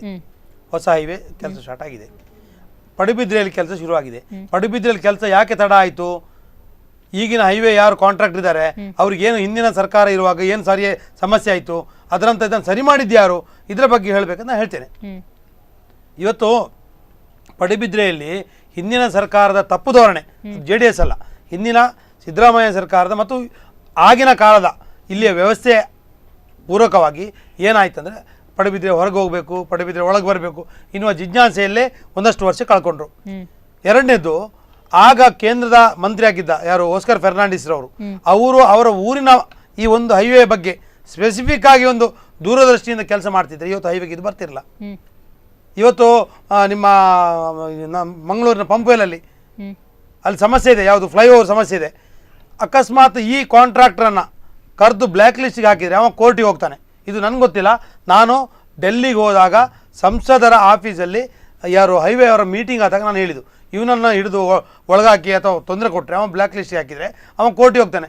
ಕೋರ್ಟಿಗೆ ಹೋಗಿ ಅವನು ಸ್ಟೇ ತಗೊಂಡು ಬಂದರೆ ಹೈವೇ ಕೆಲಸ ನಿಲ್ತದೆ.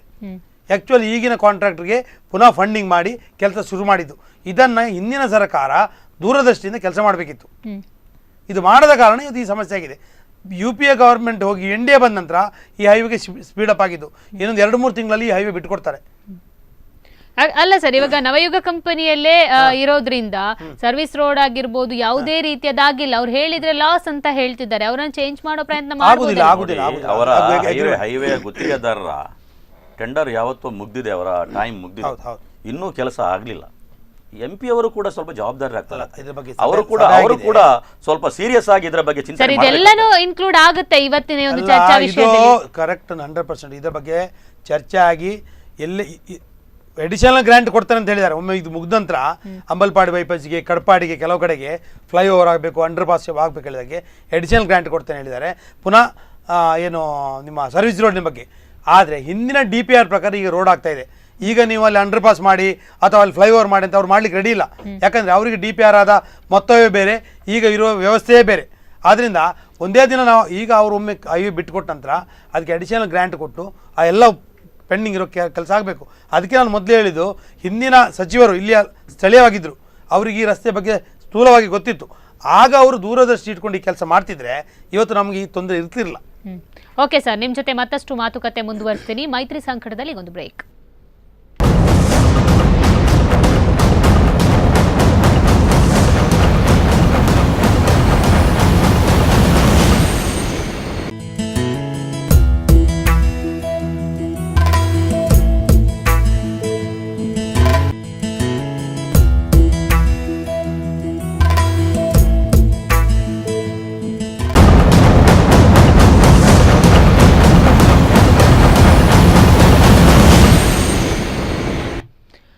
ಮೈತ್ರಿ ಸಂಕಟ ವಿಶೇಷ ನೇರ ಪ್ರಸಾರ ಕಾರ್ಯಕ್ರಮಕ್ಕೆ ಮತ್ತೊಮ್ಮೆ ಸ್ವಾಗತ. ಸರ್, ಈಗಾಗಲೇ CM ಸಿದ್ದರಾಮಯ್ಯನವರು ಸ್ಪಷ್ಟಪಡಿಸಿದ್ದಾರೆ ಏನಂದ್ರೆ ಜಾರಕಿಹೊಳಿ ಯಾವುದೇ ಡಿಮ್ಯಾಂಡ್ ಇಟ್ಟಿಲ್ಲ ಅಂತ. ಹಾಗಿದ್ರೆ ಇಲ್ಲಿ ತನಕ ಕ್ರಿಯೇಟ್ ಮಾಡ್ಕೊಂಡು ಬಂದಿರುವಂಥದ್ದು ಏನು ಆಗಿದ್ರೆ? ಅವರವರ ಒಂದು ಮಂತ್ರಿ ಸ್ಥಾನ ಕೇಳುವಂಥದ್ದು ಅದರಲ್ಲಿ ತಪ್ಪೇನಿದೆ? ನನ್ನ ಪ್ರಕಾರ ಅವರು ಒಂದೊಂದು ಆಸೆ ಇರ್ತದೆ. ಸಮ್ಮಿಶ್ರ ಸರ್ಕಾರ ಅಂದಮೇಲೆ ಒಂದು ರೀತಿಯಲ್ಲಿ ಎಲ್ಲ ಸರ್ಕಾರದಲ್ಲೂ ಸ್ವಲ್ಪ ಸ್ವಲ್ಪ ಸಮಸ್ಯೆಗಳು ಇರ್ತದೆ. ಅದನ್ನು ಸರಿಪಡಿಸಿಕೊಳ್ಳುವಂಥ ವ್ಯವಸ್ಥೆಯನ್ನು ಮಾಡ್ತಾ ಇದ್ದಾರೆ. ಈಗಾಗಲೇ ಆಗಿದೆ, ಅದು ಯಾವುದೇ ಸಮಸ್ಯೆ ಇಲ್ಲ. 100ಕ್ಕೆ 100 ಈ ಸರ್ಕಾರ 5 ವರ್ಷವನ್ನು ಪೂರೈಸ್ತದೆ, ಯಾವುದೇ ಸಮಸ್ಯೆ ಇಲ್ಲ. ಓಕೆ ಸರ್, ಇದಕ್ಕೇನಂತಾರೆ? ಅವರು 5 ವರ್ಷ ಬರುತ್ತೆ ಅಂತ ಹೇಳ್ತಿದ್ದೀರಾ, ನೀವು ಒಂದ್ ಕಡೆ ಬಿಜೆಪಿ ಬರೋದಿಲ್ಲ. ಅವರ ಮಾಲಿನ ವ್ಯಾಲಿಡಿಟಿ ಅವರು ಕೊಡೋದು ಸ್ವಾಭಾವಿಕ. ಈಗ ಒಂದು ಯಾವುದಾದ್ರು ಎಕ್ಸ್ಪೈರಿ ಡೇಟ್ ಅಂತ ಉಂಟಲ್ಲ, ಅವರು ಸ್ವಾಭಾವಿಕ. ಆದರೆ ಬಳಕೆ ಮಾಡೋ ಆಲೋಚನೆ ಮಾಡ್ತಾನೆ. ಈ ಸರ್ಕಾರ ಒಳ್ಳೆ ರೀತಿಯಲ್ಲಿ ನಡೆದರೆ 5 ವರ್ಷ ನಡಿಬೇಕು. ಅದರಲ್ಲಿ ಒಳ್ಳೆ ರೀತಿಯಲ್ಲಿ ನಡೆದರೆ ಇವತ್ತು ಒಳ್ಳೆ ರೀತಿಯಲ್ಲಿ ಹೋಗ್ತಾ ಇಲ್ಲ, ಹೋಗ್ಬೋದು ಮುಂದೆ, ನನಗೆ ಗೊತ್ತಿಲ್ಲ. ಇವತ್ತಿನ ದಿವಸಕ್ಕೆ ನೀವು ಕೇಳಿದರೆ ಜನಸಾಮಾನ್ಯರಿಗೆ ಕೇಳಿ, ಏನು ರೀ ಬೆಳಿಗ್ಗೆ ಇದ್ದಿದ್ದು ಗಲಾಟೆ, ಇದು ಸರ್ಕಾರ ಹೋಗಲಿ ಅಂತ ಹೇಳ್ತಾರೆ. ಅದು ಆಗಬಾರ್ದು. ಮತ್ತು ನಾನು ಆಗಲೇ ಹೇಳಿದೆ, ಸಮಸ್ಯೆ ಇರೋದು ಕಾಂಗ್ರೆಸ್ಸಲ್ಲಿ. ಕಾಂಗ್ರೆಸ್ಸಿನ ಸಮಸ್ಯೆಯನ್ನು ಕಾಂಗ್ರೆಸ್ನವರೇ ಹುಳಿ ಹಿಂಡ್ತಾರೆ, ಕಾಂಗ್ರೆಸ್ನವರೇ ಗಾಯ ಮಾಡ್ಕೊಳ್ತಾರೆ, ಕಾಂಗ್ರೆಸ್ನವರೇ ಮುಲಾಮತ್ತಾರೆ. ಆದ್ದರಿಂದ ಇದು ಕುಮಾರಸ್ವಾಮಿ ಅವರಿಗೆ ಡೇಂಜರ್. ಇಲ್ಲ, ಕುಮಾರಸ್ವಾಮಿ ಅವರು ಸಮರ್ಥರಿದ್ದಾರೆ. ಅಲ್ಲ, ಸಮರ್ಥನೆ ಬಗ್ಗೆ ನಾನು ಹೋಗ್ತೇನೆ. ಸರ್ಕಾರ ನೋಡಿ, ಕಾಂಗ್ರೆಸ್ ಆಗಲಿ JDS ಆಗಲಿ, ನಾನು ಇದ್ರದ್ದು ಮೊದಲು ಹೇಳಿದೆ, ಸರ್ಕಾರ ಅಂದಮೇಲೆ ಆ ಸರ್ಕಾರದ ಮುಖ್ಯಮಂತ್ರಿಯಾಗಿ ಅವರು ಸರ್ಕಾರದ ನಾಯಕತ್ವ ಅವರಲ್ಲಿದೆ. ಆ ನಾಯಕತ್ವದ ಗುಣದಿಂದ, ಅವರ ಒಂದು ಸಾಮರ್ಥ್ಯದಿಂದ ಇದೆಲ್ಲವನ್ನು ಅವರು ಸರಿಪಡಿಸ್ತಾರೆ. ಯಾವುದೇ ಪಾಪ ಬಿಜೆಪಿಯವರು ಟೆನ್ಷನ್ ಮಾಡುವುದೇ ಬೇಡ. ನಮಗೆ ಟೆನ್ಷನ್ ಇಲ್ಲ. ವಿರೋಧ ಪಕ್ಷದಲ್ಲಿ ಕರ್ತವ್ಯ ಒಳ್ಳೆ ರೀತಿಯಲ್ಲಿ ನಮಗೆ ಟೆನ್ಷನ್ ಇಲ್ಲ. ನಮ್ಮ ಟೆನ್ಷನನ್ನು ನಿಮ್ಮ ಸಮಸ್ಯೆಗೆ ನಾವು ಟೆನ್ಷನ್ ಮಾಡ್ಕೊಳ್ಳೋಷ್ಟು ಮೂರ್ಖರು ಕೂಡ ಅಲ್ಲ.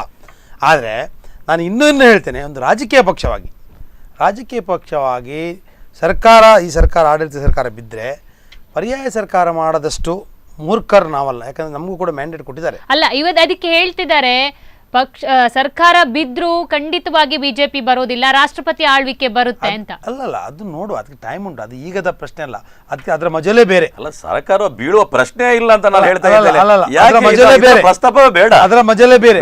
ನಾನು ಕೂಡ ಸರ್ಕಾರ ಬಿದ್ರೆ ಬೀಳ್ಬೇಕು ನನ್ನ ಪ್ರಶ್ನೆ ಅದಲ್ಲ. ನೋಡಿ, ಅವರ ಸ್ವಕರ್ಮದಿಂದ ಬಿದ್ರೆ ಭಾರತೀಯ ಜನತಾ ಪಾರ್ಟಿ ಸರ್ಕಾರ ರಚನೆ ಮಾಡ್ತಿದೆ, ಅಷ್ಟು ವಿಶ್ವಾಸ ನಮಗೆ. ಆದ್ರೆ ನಾವು ಸರ್ಕಾರ ಬೀಳ್ಬೇಕು ಅಥವಾ ಈಗಲೇ ಸರ್ಕಾರ ಬೀಳ್ಲಿ ಆ ಅಪೇಕ್ಷೆ ನಮ್ಮ ಹತ್ರ ಇಲ್ಲ. ಅಲ್ಲ ಸರ್, ಅದಕ್ಕೆ ಸಂಬಂಧಪಟ್ಟಂತೆ ಈಗಾಗಲೇ ಮೋದಿ ಅವರು ಕೂಡ ಒಂದು ಇನ್ಫಾರ್ಮೇಶನ್ ಅಥವಾ ಒಂದು ಖಡಕ್ ಆದಂತ ಆದೇಶವನ್ನ BSYಗೆ ಕೊಟ್ಟಿದ್ರು. ಯಾವುದೇ ಕಾರಣಕ್ಕೂ ಬಿಜೆಪಿಗೆ ಹೆಸರು ಹಾಳಾಗಬಾರ್ದು. ಯಾಕಂದ್ರೆ ಈ ಹಿಂದೆ ಹೇಳುವಾಗೆ JDS ಅವರು ಒಂದು ಹೇಳಿಕೆಯನ್ನು ನಾನು ಅದನ್ನೇ ಈಗಲೂ ಹೇಳ್ತಾ ಇರೋದು. ಅವರ ಕರ್ಮಕಾಂಡದಿಂದ ಅವ್ರು ಬೀಳ್ತಾರೆ ಬಿಟ್ಟರೆ ನಾವು ಯಾಕೆ ಬೀಳ್ಸ್ಕೊಳ್ಕೊ ಹೋಗ್ಬೇಕು? ನಮ್ಗೆ ಅದು ಬೀಳುವ ಅಗತ್ಯ ಇಲ್ಲ. ಯಾಕಂದ್ರೆ ಇವತ್ತಿನ ದಿವಸಕ್ಕೆ ಖಂಡಿತ ಬೀಳುವುದಿಲ್ಲ, ಬೀಳದಿದ್ರೆ ಒಳ್ಳೇದು, ಸರ್ಕಾರ ಮುಂದೋದ್ರೆ ಒಳ್ಳೇದು, ಇರ್ಲಿ ಹೋಗ್ಲಿ. ನಾನು ಹೇಳ್ತಾ ಇರೋದು ನಮ್ಮನ್ನು ತೋರಿಸ್ಬೇಡಿ, ನೀವು ನಿಮ್ಮನ್ನು ತೋರಿಸುದಲ್ಲ, ನಮ್ಮನ್ನು ತೋರಿಸ್ಬೇಡಿ. ನೋಡಿ ನಾನೊಂದು ಹೇಳ್ತೇನೆ, ಕೆಲವು ಪಾಪ ಬಿಜೆಪಿ ಅವರಿಗೆ ಯಡಿಯೂರಪ್ಪ ಸಿಎಂ ಆಗೋದು ಇಷ್ಟ ಇಲ್ಲ, ಅದು ರೇವಣ್ಣನಿಗೂ ಇಷ್ಟ ಇಲ್ಲ. ನೀವು ಅದನ್ನ ಹೇಳೋದು ಬೇಡ, ಅದು ರೇವಣ್ಣನಿಗೆ ಇಷ್ಟ ಇಲ್ಲ, ಅದು JDS ಅಲ್ಲಿ ಇದೆ 3 ಗ್ರೂಪ್. ನಾನು ಹೇಳುದು ನೋಡಿ, ಅದು ಸುಳ್ಳು. ಅದನ್ನು ಒಪ್ಪುದೆ. ಒಂದು ರಾಜಕೀಯ ಪಾರ್ಟಿಯಲ್ಲಿ ನಾನು ಮುಖ್ಯಮಂತ್ರಿ ಆಗಬೇಕು, ಇನ್ನೊಬ್ಬ ಆಗಬಾರ್ದು, ಅದು ಇದ್ದದೆ, ಅದೇನಿಲ್ಲ. ಅಂತಿಮವಾಗಿ ನಮ್ಮದು ಹೈಕಮಾಂಡ್ ಯಾರು ಹೇಳ್ತಾರೆ ಅದನ್ನೇ ಆಗೋದು, ಅದರಲ್ಲಿ ಚರ್ಚೆ ಇಲ್ಲ. ಆಸೆ ಇರು ತಪ್ಪಲ್ಲ. ಇವತ್ತು BJPಯಲ್ಲಿ ತುಂಬ ಜನಕ್ಕೆ ಆಸೆ ಇರ್ಬೋದು, ಯಡಿಯೂರಪ್ಪನಿಗಿಂತ ನಾನಾದರೂ ಒಳ್ಳೇದಂತ ಇರ್ಬೋದು, ಅದು ತಪ್ಪಲ್ಲ. ಆದರೆ ನಮ್ಮ ಕೇಂದ್ರೀಯ ನಾಯಕತ್ವ ಅತ್ಯಂತ ದೃಢವಾಗಿದೆ, ಅತ್ಯಂತ ಗಟ್ಟಿದೆ, ಏನು ಸಮಸ್ಯೆ ಇಲ್ಲ. ನಾನು ಇನ್ನೂ ಹೇಳೋದು, ನಮಗೆ ಈ ಸರ್ಕಾರ ಬಿದ್ದು ಏನಾಗಬೇಕಂತಿಲ್ಲ. ಆದರೆ ಈ ಸರ್ಕಾರ ಉಳಿಯುವುದಿಲ್ಲ ಅನ್ನೋದು ಮಾತ್ರ ನಾನು ಹೇಳಲಿಕ್ಕೆ ಇಚ್ಛೆಪಡ್ತೇನೆ. ಈ ಸರ್ಕಾರ ಉಳಿದಿಲ್ಲ, ಯಾಕಂದರೆ ಇದು ನಾನು ಇನ್ನೂ ಹೇಳ್ತೇನೆ, ಇದು ಸಮಸ್ಯೆ ಇವ್ರದ್ದಲ್ಲ, ಸಮಸ್ಯೆ ಆ ಪಾರ್ಟಿದು. ಆ ಪಾರ್ಟಿಯಲ್ಲಿ 150 ಲೀಡರ್ ಇದ್ದಾರೆ. ಆ ಪಾರ್ಟಿ ಆದ್ರೆ ಈಗ ಮೈತ್ರಿ ಸರ್ಕಾರ ಒಟ್ಟಿಗೆ ಸರ್ಕಾರ ಮೈತ್ರಿ ಸರ್ಕಾರ ಮೈತ್ರಿ ಸರ್ಕಾರ ಒಟ್ಟಂದ್ರೆ ಅವರ ಕಾಂಗ್ರೆಸ್ ಪಾರ್ಟಿ ಮೀಟಿಂಗ್ ಇವರು ಕೂತ್ಕೊಳ್ತಾರ? ಸಾಧ್ಯ ಇದೆಯಾ? ಆಗುದಿಲ್ಲ. ಅದನ್ನೇ ಅಲ್ಲಿ ನೋಡಿ, ಅಲ್ಲಿ ಸಿದ್ದರಾಮಯ್ಯನವರು ಮತ್ತೆ ಪರಮೇಶ್ವರಿಗೂ ಹಿಂದಿನ ಸರ್ಕಾರ ಸಿಂಗಲ್ ಅವರ ಒಂದೇ ಪಾರ್ಟಿ ಇರುವಾಗ ಅವರಿಗೆ ಮುಸುಕಿನ ಗುದ್ದಾಟ ಇತ್ತು.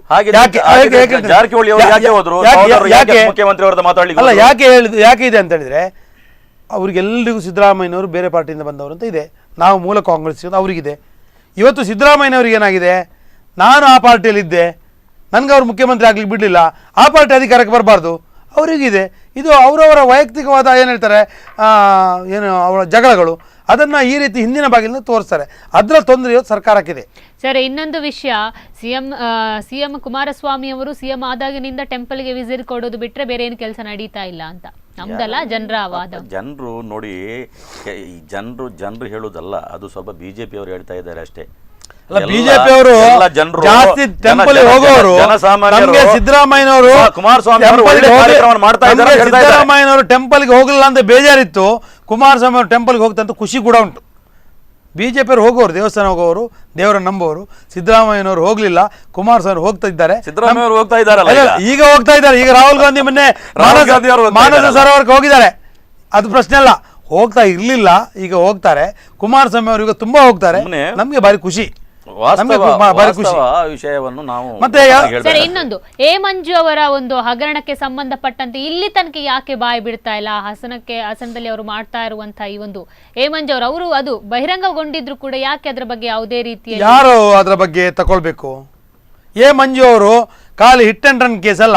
ಎ ಮಂಜು ಅವರು ಕಂಪ್ಲೇಂಟ್ ಕೊಡ್ಲಿ, ACBಗೋ ಲೋಕಾಯುಕ್ತಗೋ CBIಗೋ ಕೊಡ್ಲಿಲ್ಲ, ಖಾಲಿ ಪೇಪರ್ ಸ್ಟೇಟ್ಮೆಂಟ್ ಕೊಟ್ರೆ ಆಯ್ತಾ? ಎ ಮಂಜು ಅವರಿಗೆ ಸ್ಥಳೀಯ ಸಮಸ್ಯೆ ಇದೆ, ಅಲ್ಲಿ JDS ಅಲ್ಲಿ ರೂಲಿಂಗ್ ಪಾರ್ಟಿ, ಖಾಲಿ ಹಿಟ್ ಆ್ಯಂಡ್ ರನ್ ಕೇಸ್ ಅಲ್ಲ. ಎ ಮಂಜು ಅವರು ಅದನ್ನು ಕಂಪ್ಲೇಂಟ್ ಲಾಂಚ್ ಮಾಡಲಿ, ಅದರ ನಂತರ ಇದ್ರೆ ಹೋರಾಟ ಮಾಡುವ. ಖಾಲಿ ಪೇಪರ್ ಸ್ಟೇಟ್ಮೆಂಟ್ ಕೊಟ್ಟು ಪ್ರೆಸ್ ಅದಲ್ಲ. ನಿಮಗೆ ನೈತಿಕತೆ ಇದ್ರೆ ನೀವು ಕಂಪ್ಲೇಂಟ್ ಕೊಡಬೇಕು. ಕೊಟ್ಟಿದ್ದಾರೆ ಎ ಮಂಜು ಅವರು? ಪಕ್ಷಕ್ಕೆ ನೈತಿಕತೆ ಇಲ್ಲ ಅಂತ ಇವರದ್ದಲ್ಲ ಹೇಳಿದ್ದು ನಾನು. ಎ ಮಂಜು ಅವರಿಗೆ, ಎ ಮಂಜು ಅವರಾಗ್ಲಿ ಅಥವಾ ಬಿಜೆಪಿ ಅವರಾಗ್ಲಿ ಅಥವಾ JDS ನವರಾಗ್ಲಿ, ಯಾರು ACB ಇದೆ, ಎಲ್ಲ ಇದೆ, ವ್ಯವಸ್ಥೆ ಇದೆ, ಕೊಡಬೇಕಲ್ಲ. ಅದರ ಬಗ್ಗೆ ನಾವು ಸರ್ಕಾರವನ್ನು ಬಾಯಿ ದೂರುವಂತದ್ದಲ್ಲ. ಓಕೆ ಸರ್, ಈಗಾಗಲೇ ಪಕ್ಷದಲ್ಲಿ ನಿನ್ನೆಗಿಂತ ಸಾಕಷ್ಟು ಸರ್ಕಾರ ಬೀಳುತ್ತೆ ಮತ್ತೆ ಬಿಜೆಪಿ ಬರುತ್ತೆ ಅನ್ನುವಂಥದ್ದೇ ಕಡಾಖಂಡಿತವಾಗಿ ಸರ್ಕಾರ ಬೀಳುತ್ತೆ, ನೋಡಿ ಬೀಳುತ್ತೆ ಅಂತೇಳಿ ಮುಖಭಂಗ ಆಗೋಯ್ತು ಇವರಿಗೆ. ಇನ್ನೂ ಅಷ್ಟೇ ಆಗುದು ಇವರಿಗೆ, ಮತ್ತೇನಿಲ್ಲ, ಇನ್ನೂ ಅಷ್ಟೇ ಆಗೋದು. ಹಾಗಾದ್ರೆ ಇನ್ನೊಂದು ಕಡೆ ಈಗ ಕಮಲ ಪಾಳ್ಯದವ್ರು ಏನಿದ್ದಾರೆ, JDS ಮತ್ತೆ ಕಾಂಗ್ರೆಸ್ ಅತಿಯಾಗಿ ಕಾಂಗ್ರೆಸ್ ಅವರನ್ನ ಎಳೆಯುವಂತಹ ಪ್ರಯತ್ನದಲ್ಲಿ ತೊಡಗಿದ್ದಾರೆ. ಆದ್ರೆ ಅವರೆಲ್ಲ ಪ್ರಯತ್ನಕ್ಕೆ ಇವತ್ತು ಫುಲ್ ಸ್ಟಾಪ್ ಬಿದ್ದಿದೆ ಅನ್ನುವಂಥದ್ದನ್ನ ಹೇಳ್ತಾ ಇದ್ದಾರೆ. ಎಳಿತಾ ಇದ್ದಾರೆ ಅನ್ನೋದು ಯಾರು? ಅದು ಕೂಡ ಕಾಂಗ್ರೆಸ್ನ ಸೃಷ್ಟಿ. ಗುಂಡ್ರಾವ್ ಹೇಳ್ತಾರೆ, ನಮ್ಮ 8 ಜನ ಕಾಂಗ್ರೆಸ್ನವರು ಅವ್ರು ಹೇಳಿದ್ರೆ ಅವ್ರದ್ದು ನಾವು 10 ಎಳಿತೇವೆ. ಯಾರಿದ್ದಾರೆ BJP ಅವರು ಸ್ಟೇಟ್ಮೆಂಟ್ ಕೊಟ್ಟಿದ್ದಾರಾ? ನಾವು ಎಳಿತಾ ಇದ್ದೇವೆ ಅಂತ ಕೊಟ್ಟಿದ್ದಾರಾ? ಎಲ್ಲಿ ಕೊಟ್ಟಿದ್ದಾರೆ? ಇವರಿಗೆ ಭ್ರಮೆ ಇದೆ. ಇವರಿಗೆ ಇವರ ಶಾಸಕರ ಬಗ್ಗೆ ವಿಶ್ವಾಸ ಇಲ್ಲ. ಇವರ ಕಾರ್ಯವೈಖರಿ ಸರಿ ಇದ್ರೆ ಕಾಂಗ್ರೆಸ್ ಬಿಟ್ಟು ಹೋಗುವ ಅವಶ್ಯಕತೆ ಯಾವ ಶಾಸಕನೂ ಇಲ್ಲ. ಆದ್ದರಿಂದ ಈ ಎಳೆಯುವುದು ತೊಳೆಯುವುದು ಇದೆಲ್ಲ ಇಲ್ಲ. ಕಾಂಗ್ರೆಸ್ ಶಾಸಕರನ್ನ ಇಟ್ಕೊಳ್ಳಿ, JDS ಅವರ ಶಾಸಕರನ್ನ ಇಟ್ಕೊಳ್ಳಿ, ಸರ್ಕಾರ ಬದುಕ್ತದೆ. ಹಾಗಾದ್ರೆ ಇವತ್ತು ಗೃಹ ಸಚಿವ ರಾಜನಾಥ್ ಸಿಂಗ್ ಅವ್ರು ಯಾಕೆ ಬರಬೇಕಿತ್ತು ಇಲ್ಲಿ ಬಂದು ಮಾತುಕತೆ ಮಾಡುವಂತದ್ದು? ಯಾರ ಬಗ್ಗೆ ಮಾತುಕತೆ ಮಾಡಿದ್ದು? ನಾವು ಚುನಾವಣೆಗೆ ಹೋಗೋರು, ನಾಡ್ದು ಪಾರ್ಲಿಮೆಂಟ್ ಚುನಾವಣೆಗೆ ನಮ್ದು ನಾಳೆ ಮೀಟಿಂಗ್ ಇದೆ. ಎಲ್ಲ ಇಡೀ ನಮ್ಮ ಅಲ್ಲ ಇವತ್ತು BSY ಅವರು ಮಾತುಕತೆ ನಡೆಸಿದ್ದಾರೆ. ಯಾವ ವಿಷಯ ಕಾರ್ಯಕ್ರಮ ಬಂದವರು ಅಲ್ಲ, ನಾಳೆ ಬಿಜೆಪಿಯ ರಾಜ್ಯ ಕಾರ್ಯಕಾರಿಣಿ ಸಭೆ ಇದೆ. ಆ ಕಾರ್ಯಕಾರಿಣಿ ಪೂರ್ವವಾಗಿ ಬಂದ್ಯಾರೆ. ಅದಕ್ಕೆ ಪುನಃ ಕತೆ ಕಟ್ಟುದು ಬೇಡ ಅಂತ ಸರ್ಕಾರ ನೀವು ಬೀಳಿಸಿ ನಾವಿದ್ದೆ ಅಂತ ಏನು ಬಂದ್ರು ಏನು ಆಗುದಿಲ್ಲ. ಅದು ನಾನು ಹೇಳುದು ಅದಲ್ಲ. ಅವ್ರು ಬಂದದ್ದು ನಾಳೆ ಕಾರ್ಯಕ್ರಮ ಪೂರ್ವವಾಗಿ ಮಾತಾಡ್ಲಿಕ್ಕೆ ಬಂದದ್ದು. ನಾಳೆ ಎಲ್ಲ ನಮ್ಮ ಜಿಲ್ಲಾ ಪದಾಧಿಕಾರಿಗಳು ಜಿಲ್ಲಾ ಪ್ರಧಾನಿಗಳು ಹೋಗ್ಲಿಕ್ಕಿದೆ. ಅದಕ್ಕೋಸ್ಕರ ನಾಳೆ ಸಭೆ ಕರೆದಿದ್ದಾರೆ. ಆ ಸಭೆಯ ಪೂರ್ವವಾಗಿ ಬಂದಿರೋದು ಬಿಟ್ಟರೆ ಅವರು ಸರ್ಕಾರ ಬೀಳಿಸಲಿಕ್ಕೆ ಅಥವಾ ಸರ್ಕಾರ ಹಿಡಿಲಿಕ್ಕೆ ಎರಡಕ್ಕೂ ಅವರು ಬಂದವರಲ್ಲ. ಓಕೆ, ಇದಕ್ಕೆ ಸಂಬಂಧಪಟ್ಟಂತೆ ಅಮಿತ್ ಶಾ ಅವರ ಜೊತೆ ಕೂಡ ಮಾತುಕತೆಯನ್ನ ನಡೆಸಿದ್ರು. ಅವರು ಕೂಡ ಖಡಕ್ ಹೇಳಿದ್ರು ಯಾವುದೇ ರೀತಿಯಲ್ಲಿ ಪಕ್ಷಕ್ಕೆ ಹಾನಿ ಆಗಬಾರ್ದು ಈ ಹೇಳಿಕೆಯಿಂದ ಎಂಬ ಒಂದು ಮಾತನ್ನು. ಅಲ್ಲಿ ಎರಡು ಕಾರಣ ಹೇಳ್ತೇನೆ ನಾನು ನಿಮಗೆ. ಸರ್ಕಾರ ರಚನೆ ಮಾಡುವುದು ಯಾವಾಗ? ಸರ್ಕಾರ ಹೋದ ನಂತರ, ರಾಜ್ಯ ಅದಕ್ಕೆ ಹೋದ ನಂತರ. ಅದು ನಿಮ್ದೊಂದು ಪ್ರತಿಷ್ಠೆ. ಯಾಕಂದ್ರೆ ಅಲ್ಲ, ಹೇಳ್ತೀನಿ ಪ್ರತಿಷ್ಠೆ ಅಲ್ಲಿಲ್ಲ. ಸರ್ಕಾರ ಹೋಗುವುದು ಒಂದು ಭಾಗ. ಹೋದ ನಂತರ ನಾವು ಸರ್ಕಾರ ಮಾಡ್ಲಿಕ್ಕೆ ಆಗ್ತದಾ? ಇಲ್ಲ. ಅದಕ್ಕೆ ರಾಜ್ಯಪಾಲರ ಆಹ್ವಾನ ಇದೆ, ಬೇರೆ ಬೇರೆ ಹಂತ ಇದೆ. ಆ ಹಂತದಲ್ಲಿ ಅಕಸ್ಮಾತ್ ನಾವು ಮಾಡೋದಾದ್ರೆ ಪುನಃ ನಮಗೆ ಮುಜುಗರ ಆಗಬಾರ್ದು. ಅದರಲ್ಲಿ ಯಾರು ಹೇಳ್ಬೇಕಂತಿಲ್ಲ, ಅದು ಎಲ್ಲ ಸಾಮಾನ್ಯ ಕಾರ್ಯಕರ್ತರು ಹೇಳೋದಷ್ಟೇ ನಮಗೆ ಆದರೆ ಈ ಸರ್ಕಾರ ಬೀಳಿಸುವಂಥ ಪ್ರಯತ್ನ ನಾವಿಲ್ಲ. ಸರ್ಕಾರ ಬೀಳುವಂಥ ಪ್ರಯತ್ನಲ್ಲಿದೆ. ಆ ಬೀಳುವಂಥ ಸರ್ಕಾರ ಒಮ್ಮೆ ಬಿದ್ದುಕೊಳ್ಳಿ, ಮತ್ತೆ ಏನಂತ ನೋಡ್ಕೊಳ್ಳೋ. ಓಕೆ ಸರ್, ಇನ್ನೊಂದು ಪ್ರಯತ್ನ ನಡೀತಾ ಇದೆ ಬಳ್ಳಾರಿಯಲ್ಲಿ ಈಗ DKC ಉಸ್ತುವಾರಿ ಸಚಿವರು ವಹಿಸಿಕೊಂಡಿರುವ ನಿಟ್ಟಿನಲ್ಲಿ ಅಲ್ಲಿಗೆ ಜಾರಕಿಹೊಳಿ ಅವರನ್ನ ತರಲೇಬೇಕು ಎಂಬ ಒಂದು ಪಟ್ಟವನ್ನ ಹಿಡಿದಿರುವಂಥದ್ದು. ಇದರ ಬಗ್ಗೆ ಏನು ಅಭಿಪ್ರಾಯ ಅಂತ? ಅದರ ಬಗ್ಗೆ ನೋಡಿ, ನಾವು ಅದರ ಬಗ್ಗೆ ಮಾತಾಡಲಿಕ್ಕೆ ಈಗ ನಮಗೆ ಮಾಹಿತಿ ಇಲ್ಲ. ಸುಮ್ಮನೆ ನಾವು ಒಟ್ಟಾರೆಯಾಗಿ ಮಾತಾಡುವಂಥದ್ದಲ್ಲ. ಅದು ಏನಿದ್ರು ನೋಡಿ, ಅವರವರ ಆ ಭಾಗದ ಶಾಸಕರಿಗೆ ಒಂದು ಆಸೆ ಇರುವುದು ಅದು ಸಹಜವೇ. ಜಾರಕಿಹೊಳಿ ಅವರು ಬ್ರದರ್ಸ್ ಏನ್ ಹೇಳಿದ್ದಾರೆ, DK ಶಿವಕುಮಾರ್ ಏನಿದ್ರೆ ಬೆಂಗಳೂರಲ್ಲಿ ನೋಡ್ಲಿ, ಬೆಳಗಾಂ ಬರೋದು ಬೇಡ. ನಾವು ಕನಕಪುರ ಹೋಗುದಿಲ್ಲ, ಬೆಳಗಾಂ ಹೋಗುದಿಲ್ಲ, ಬೆಂಗಳೂರು ಹೋಗುದಿಲ್ಲ. ಅದ್ರ ಅರ್ಥ ಏನು ಬರ್ತದೆ ಹೇಳಿ? ಒಳಗೆಲ್ಲವೂ ಸರಿ ಇಲ್ಲ ಅಂತ. ಈ ಕಾರಣವೇ ಸರ್ಕಾರ ಬೀಳ್ಲಿಕ್ಕೆ ಬೀಳ್ತದೆ ಅಂತ ಶುರುವಾಗಿದೆ. ಯಾವ ಪಕ್ಷದಲ್ಲಿ ಸರಿ ಇದೆ ಅಂತ ಮೊದಲು ಹೇಳುವಂತದ್ದು ನೋಡಿ, ಸರಿ ಇರುವುದು ಬೇರೆ, ಎಲ್ಲ ಬಹಿರಂಗ ಸ್ಟೇಟ್ಮೆಂಟ್ ಕೊಡೋದು ಬೇರೆ. ನಾನು ಹೇಳ್ಕೊಳ್ಳಿ, ಒಂದು PLD ಬ್ಯಾಂಕಿಗೋಸ್ಕರದ ಹೋರಾಟ ಅಲ್ಲದು. ಯಾವುದು ಮೊನ್ನೆದು PLD ಬ್ಯಾಂಕ್ ಅನ್ನೋದು ಅದಕ್ಕೆ ನೆಪ ಮಾತ್ರ. ಉಡುಪಿಯಲ್ಲಿ ಒಂದು PLD ಬ್ಯಾಂಕ್ ಇದೆ, ಯಾರಿಗೆ ಗೊತ್ತಿದೆ PLD ಬ್ಯಾಂಕ್ ಇದೆ ಅಂತ ಹೇಳಿದ್ ನಾನು. ಸಣ್ಣ ವಿಚಾರ ಅದು. ಆ ಸಣ್ಣ ವಿಚಾರವನ್ನು ಹಿಡ್ಕೊಂಡು ಇಷ್ಟು ದೊಡ್ಡ ರಾಜಕೀಯ ಮಾಡಬೇಕಾದ್ರೆ ಇದರ ಹಿಂದೆ ಯಾರೋ ಕಿಂಗ್ ಪಿನ್, ಆ ಕಿಂಗ್ ಪಿನ್ ಅನ್ನ ಕುಮಾರಸ್ವಾಮಿ ಅವರು ಹುಡುಕ್ಬೇಕು. ಅದು ಬಿಟ್ಟು BJP ಕಿಂಗ್ ಪಿನ್ ಅದಲ್ಲ. ಈ ಸರ್ಕಾರದ ಬೀಳಿಸ್ಲಿಕ್ಕೆ ಮೂಲ ಏನು ಕಿಡಿಯಲ್ಲಿಂದ ಹಚ್ಚಿದ್ದಾರೆ ನೋಡಿ, ಆ ಕಿಡಿಯನ್ನ ಕುಮಾರಸ್ವಾಮಿ ಅವರು ಹುಡುಕಿದ್ರೆ, ಅದಕ್ಕೆ ಮುಲಾಮ್ ಹಚ್ಚಿದ್ರೆ ಸರ್ಕಾರ ಬಾಳ್ತದೆ. ಸರ್, ಈಗ ಕೊನೆಯದಾಗಿ ಪಕ್ಷ ಸರಿ ಹೋಗಬೇಕು, ಈಗ ಎಲ್ಲ ಪಕ್ಷದಲ್ಲಿ ಎಲ್ಲ ಸರಿ ಇದೆ ಅಂತ ಸಿದ್ದರಾಮಯ್ಯನವರು ಸ್ಪಷ್ಟಪಡಿಸಿದ್ರು. ಸೊ ಈ ರೀತಿಯ ಗಲಾಟೆಗಳು ನಿಂತು ರಾಜ್ಯದಲ್ಲಿ ಯಾವ ರೀತಿ ಬೆಳವಣಿಗೆಗಳಾಗಬೇಕು, ಜನಸಾಮಾನ್ಯನಿಗೆ ಯಾವ ರೀತಿ ಪೂರಕ ಆಗಬೇಕು, ಕೊನೆಯದಾಗಿ ಏನು ಹೇಳಕ್ಕೆ ಇಷ್ಟಪಡ್ತೀರಾ? ನೋಡಿ, ಯಾವುದೇ ಒಂದೊಂದು ಪಕ್ಷದಲ್ಲಿ ಗೊಂದಲಗಳು ಎಲ್ಲ ಪಕ್ಷದಲ್ಲೂ ಇರುವಂತಹದ್ದು. ಅದನ್ನು ಸರಿ ಮಾಡಿಕೊಳ್ಳಲಾಗದ ಸಮಸ್ಯೆ ಏನೂ ಇಲ್ಲ. ಅದು ಎಲ್ಲ ರೀತಿಯಲ್ಲೂ ಸರಿಯಾಗುತ್ತೆ. ಇಷ್ಟು ಏನು ಮೊದಲು ಕುಮಾರಸ್ವಾಮಿ ಪ್ರಮಾಣ ವಚನ ತೆಗೆದುಕೊಂಡನಿಂದ ನಮ್ಮ ಮುಖ್ಯಮಂತ್ರಿಗಳಾಗಿ ಎಷ್ಟೋ ಗೊಂದಲಗಳನ್ನು ಸೃಷ್ಟಿ ಮಾಡಿದರು. ಯಾವುದಕ್ಕೂ ಬಗ್ಗದೆ ಕುಗ್ಗದೆ ಅವರು ಮುನ್ನುಗ್ಗಿ ಕೆಲಸವನ್ನು ಮಾಡ್ತಾ ಇದ್ದಾರೆ. ಇನ್ನು ಮುಂದೇನು ನಾವು ಮೊದಲು ಹೇಳಿದೆ, ಕಟ್ಟ ಕಡೆ ದಟ್ಟ ದರಿದ್ರನಿಗೂ ಒಳ್ಳೆಯದಾಗಬೇಕು ನಿಟ್ಟಿನಲ್ಲಿ ಅವರು ಕೆಲಸ ಕಾರ್ಯಗಳನ್ನು ಮಾಡ್ತಾರೆ. ಇದರಲ್ಲಿ ಯಾವುದೇ ಸಂಶಯವಿಲ್ಲ. ಈ ರಾಜ್ಯದ ಜನತೆ ಏನು ಆಶಾಭಾವನೆಯನ್ನು ಇಟ್ಟಿದ್ದೋ ಅದನ್ನು ಖಂಡಿತವಾಗಿ ಮುಖ್ಯಮಂತ್ರಿಯಾಗಿ ಕುಮಾರಸ್ವಾಮಿ ಅವರು ಆ ಕಾರ್ಯಕ್ರಮಗಳನ್ನು ನೆರವೇರಿಸ್ತಾರೆ. ಸರ್, ನೀವು ಈಗ ಮೈತ್ರಿ ಸರ್ಕಾರ ಇರುವ ನಿಟ್ಟಿನಲ್ಲಿ ತಮ್ಮ ಪಕ್ಷ ಬರಬೇಕು ಅನ್ನೋದು ಸಹಜ ಮನಸ್ಥಿತಿ. ಈ ನಿಟ್ಟಿನಲ್ಲಿ ಒಂದು ವೇಳೆ ಸರ್ಕಾರ ನಿಮ್ಮದು ಒಂದು ವೇಳೆ ಬಂದರೆ ಮುಂದಿನ ದಿನಗಳಲ್ಲಿ 6 ತಿಂಗಳಾದ್ಮೇಲೆ ನಿಮಗೂ ಒಂದು ಅದು ಪ್ರತಿಷ್ಠೆ, ನಮ್ಮ ಸರ್ಕಾರ ಬರಬೇಕು. ಯಾಕಂದ್ರೆ ಕೇಂದ್ರದಲ್ಲಿ ಕೂಡ BJP ಇರೋದ್ರಿಂದ ರಾಜ್ಯದಲ್ಲಿ ಉಳಿಸ್ಕೊಳ್ಬೇಕಾದಂಥದ್ದು ನಿಮ್ಮ ಪ್ರತಿಷ್ಠೆ. ಸೊ ಈ ನಿಟ್ಟಿನಲ್ಲಿ ಯಾವ ರೀತಿ ನಿಮ್ಮ ಒಂದು ರಣತಂತ್ರಗಳು ಇರುತ್ತೆ, ಜೊತೆಗೆ ಯಾವ ರೀತಿ ಸರ್ಕಾರದಿಂದ ನಿಮ್ಮ ಒಂದು BJPಯಿಂದ ಜನರಿಗೆ ಒಳಿತ ಆಗುತ್ತೆ ಅನ್ನುವಂಥದ್ದು? ಒಂದು ರಾಜಕೀಯ ಪಕ್ಷವಾಗಿ ಆಡಳಿತಕ್ಕೆ ಬರಬೇಕು ಅನ್ನುವ ಹಂಬಲ ಅದೊಂದು ಕಾರ್ಯಕರ್ತನಿಂದ ಹಿಡಿದು ಒಬ್ಬ ರಾಜ್ಯದ ನಾಯಕನವರೆಗೆ ಅದು ಇರುವುದು ಸಹಜ. ಕಳೆದ ಬಾರಿ ಸಂಖ್ಯೆಯಲ್ಲಿ ನಮಗೆ ಕಮ್ಮಿ ಇರ್ಬೋದು, 103 ಸಂಖ್ಯೆ ಇರ್ಬೋದು. ಆದರೆ ಕಾಂಗ್ರೆಸ್ಸಿಗೆ ಜನ ಈ ರಾಜ್ಯದಲ್ಲಿ ತಿರಸ್ಕಾರ ಮಾಡಿದ್ದಾರೆ. ಆಗಲೂ ಹೇಳಿದೆ ನಾನು, ಎಲ್ಲೆಲ್ಲಿ BJP ಗಟ್ಟಿ ಇದೆಯೋ ಅಲ್ಲಿ ಕಾಂಗ್ರೆಸ್ನ ವಿರುದ್ಧವಾದ ಮತ BJP ಕೊಟ್ಟಿದ್ದಾರೆ. ಎಲ್ಲೆಲ್ಲಿ JDS ಗಟ್ಟಿ ಇದೆಯೋ ಅಲ್ಲಿ ಕಾಂಗ್ರೆಸ್ನ ವಿರುದ್ಧ ಮತ JDSಗೆ ಕೊಟ್ಟಿದ್ದಾರೆ. ಅಂತೂ ಕಾಂಗ್ರೆಸ್ಸನ್ನು ಈ ರಾಜ್ಯದಲ್ಲಿ ತಿರಸ್ಕಾರ ಮಾಡಿದ್ದಾರೆ. ಈ ತಿರಸ್ಕಾರ 2004ರಲ್ಲೂ ಕೂಡ ಆಗಿತ್ತು. ಆಗ ಹಿಂದಿನ ಬಾಗಿಲಿಂದ ಕಾಂಗ್ರೆಸ್ ಪುನಃ JDS ಹಿಡ್ಕೊಂಡು ಧರ್ಮಸಿಂಗನ ಹಿಡ್ಕೊಂಡು ಸರ್ಕಾರ ಮಾಡಿದೆ. ನೀವು ಅಲ್ವಾ ಕೇಳಿದರೆ ಇದು ಸಂಖ್ಯೆ ಆಧಾರಿತವಾಗುವ ಸರ್ಕಾರ. ಇಲ್ಲಿ ವೋಟ್ ಶಾರ್ ಎಷ್ಟು ಅಂತಲ್ಲ, ಸಂಖ್ಯೆ ಆಧಾರಿತ ಮತ್ತು ನಂಬರಿಂಗ್. ಯಾರು 113 ನಂಬರ್ ಮುಟ್ತಾರೋ ಅವ ರಾಜ, ಅದ್ರಲ್ಲಿ ಚರ್ಚೆ ಇಲ್ಲ. ಅದನ್ನು ಯಾರು ಘಟಿಸ್ತಾನೋ ಸಣ್ಣ ಪಕ್ಷವೋ ದೊಡ್ಡ ಪಕ್ಷವೋ ಎರಡನೇ ಪ್ರಶ್ನೆ, ಅದು ಪ್ರಶ್ನೆ ಇಲ್ಲ. ಆದರೆ ಒಂದು BJP ಒಂದು ಜವಾಬ್ದಾರಿಯುತ ಪಕ್ಷ. ದೇಶದಲ್ಲಿ 23-24 ರಾಜ್ಯದಲ್ಲಿ ನಾವು ಆಡಳಿತ ಮಾಡ್ತಾ ಇದ್ದೇವೆ. ನಮಗೆ ಕರ್ನಾಟಕದ ಒಂದೇ ರಾಜ್ಯದ ಆಡಳಿತಕ್ಕೆ ಬಂದು ನಮಗೇನು ಆಗಬೇಕಂತಿಲ್ಲ. ಆದರೆ ಈ ಸರ್ಕಾರ ತೆವಳಿಕೊಂಡು ಹೋಗಬಾರ್ದು. ಈ ಸರ್ಕಾರ ಸ್ಪಷ್ಟವಾದ ಕೆಲಸವನ್ನು ಮಾಡಬೇಕು, ಸ್ಪಷ್ಟವಾದ ಜನರಿಗೆ ಆಶೋತ್ತರಗಳಿಗೆ ಬೆಂಬಲ ಕೊಡಬೇಕು. ಇವರು ಹೇಳಿದರು ಕಟ್ಟ ಕಡೆಯ ದಟ್ಟ ದರಿದ್ರ, ಅದು ಯಾವುದೂ ಇಲ್ಲ. ಕಟ್ಟ ಕಡೆ ಇಲ್ಲ, ದಟ್ಟ ದರಿದ್ರವಿಲ್ಲ. ಸರ್ಕಾರ ಕೆಲಸ ಮಾಡ್ತಾ ಇಲ್ಲ ಅನ್ನೋಕ್ಕೆ ನಾನು ಒಂದು ಉದಾಹರಣೆ ಕೊಡ್ತೇನೆ ಬೇಕಾದ್ರೆ ಈಗ. ಆದರೆ ನಾನು ಉದಾಹರಣೆ ಕೊಟ್ಟುಕೊಳ್ಳೇನಾಗ್ತದೆ, ಅದು ಸಾರಿಗೆಗೆ ಸಂಬಂಧಪಟ್ಟದ್ದು, ಅದು ತೊಂದರೆ ಆಗ್ತಾಯಿಲ್ಲ. ನಾನು ಹೇಳಲಿಕ್ಕೆ ಹೋಗೋದಿಲ್ಲ. ನಾನೇ ಕಳೆದ 5 ತಿಂಗಳಿಂದ ನೀವು ಇದೇ ಬಿಲ್ಡಿಂಗ್ನ ಹಿಂದೆ 3 ಬಸ್ಸನ್ನು ತಂದು ನಿಲ್ಲಿಸೇನೆ. ನಂಗೆ ರಿಜಿಸ್ಟ್ರೇಷನ್ ಮಾಡ್ಕೊಳ್ಳಿಕ್ಕೆ ಆಗ್ತಾಯಿಲ್ಲ. ಯಾಕೆ ಕೇಳಿದರೆ, ಕೇಂದ್ರ ಸರ್ಕಾರ ಒಂದು ಸಣ್ಣ ರೂಲು ಫಾರ್ಮೇಷನ್ ಮಾಡಿದೆ, ಪ್ರಯಾಣಿಕರ ಹಿತರಕ್ಷಣೆಗಾಗಿ ಒಂದು ಸಣ್ಣ ರೂಲನ್ನು ಮಾಡಿದೆ. ಆ ರೂಲ್ ಮೇ ತಿಂಗಳಲ್ಲಿ ಇಲ್ಲಿ ಬಂತು ಕರ್ನಾಟಕಕ್ಕೆ. ಮೇ ತಿಂಗಳಲ್ಲಿ ಸರ್ಕಾರ ಚೇಂಜ್ ಆಯಿತು. ಅದರ ನಂತರ ಖಾಲಿ ಯಾರು ಹೇಳ್ತಾರೆ ನಿಮಗೆ, ಆಫೀಸರ್ಸ್ ಅವರು ಈ ಫೈಲನ್ನು ಫುಟ್ಬಾಲ್ನಂತ ಓದಿದ್ದಾರೆ ಬಿಟ್ಟರೆ ಇದಕ್ಕೆ ಸ್ಪಷ್ಟವಾದ ನಿರ್ಣಯ ಕೊಡಲಿಲ್ಲ. ಇಂಥ ಪರಿಸ್ಥಿತಿ ಸರ್ಕಾರದಲ್ಲಿದೆ. ನಾನು ಹೇಳೋದು, ಮಂತ್ರಿಗಳು ಚುರುಕಾಗಬೇಕು, ಸರ್ಕಾರ ನಡಿಬೇಕು, ಸರ್ಕಾರ ತೆವಳಿಕೊಂಡು ಹೋಗಬಾರ್ದು. ಖಂಡಿತ ಸರ್, ಮುಂದಿನ ದಿನಗಳಲ್ಲಿ ಯಾವ ಪಕ್ಷಗಳು ಯಾವ ತರ ಕೆಲಸವನ್ನ ನಿರ್ವಹಿಸುತ್ತೆ ಅನ್ನೋದನ್ನ ಕಾದು ನೋಡಬೇಕಾಗಿದೆ.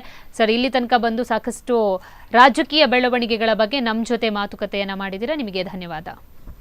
ವೀಕ್ಷಕರು, ಈಗಾಗಲೇ ಬಿಜೆಪಿ ಮತ್ತು ಮೈತ್ರಿ ಸರ್ಕಾರದಲ್ಲಿ ಸಾಕಷ್ಟು ಗೊಂದಲಗಳಿದೆ. ಬಿಜೆಪಿ ಈಗಾಗಲೇ ಯಾವ ರೀತಿ ಮೈತ್ರಿ ಸರ್ಕಾರವನ್ನ ಹೊಡೆದುರುಳಿಸಬೇಕು ಅನ್ನೋ ಪ್ರಯತ್ನದಲ್ಲಿದ್ರೆ, ಮೈತ್ರಿ ಸರ್ಕಾರ ಖಂಡಿತ ಮುಂದಿನ 5 ವರ್ಷ ನಾವೇ ಸರ್ಕಾರವನ್ನ ನಡೆಸ್ತೀವಿ ಅಂತ ಪಣ ತೊಟ್ಟಿದ್ದಾರೆ. ಮುಂದಿನ ದಿವಸಗಳಲ್ಲಿ ಏನೆಲ್ಲ ಬೆಳವಣಿಗೆಗಳಾಗುತ್ತೆ ಅನ್ನೋದನ್ನ ಕಾದು ನೋಡಬೇಕಿದೆ. ಇದೇ ಇವತ್ತಿನ ವಿಶೇಷ ಸುದ್ದಿ ಹಾಗೂ ಮನೋರಂಜನೆಗಾಗಿ ನೋಡ್ತಾ ಇರಿ ಸ್ಪಂದನ.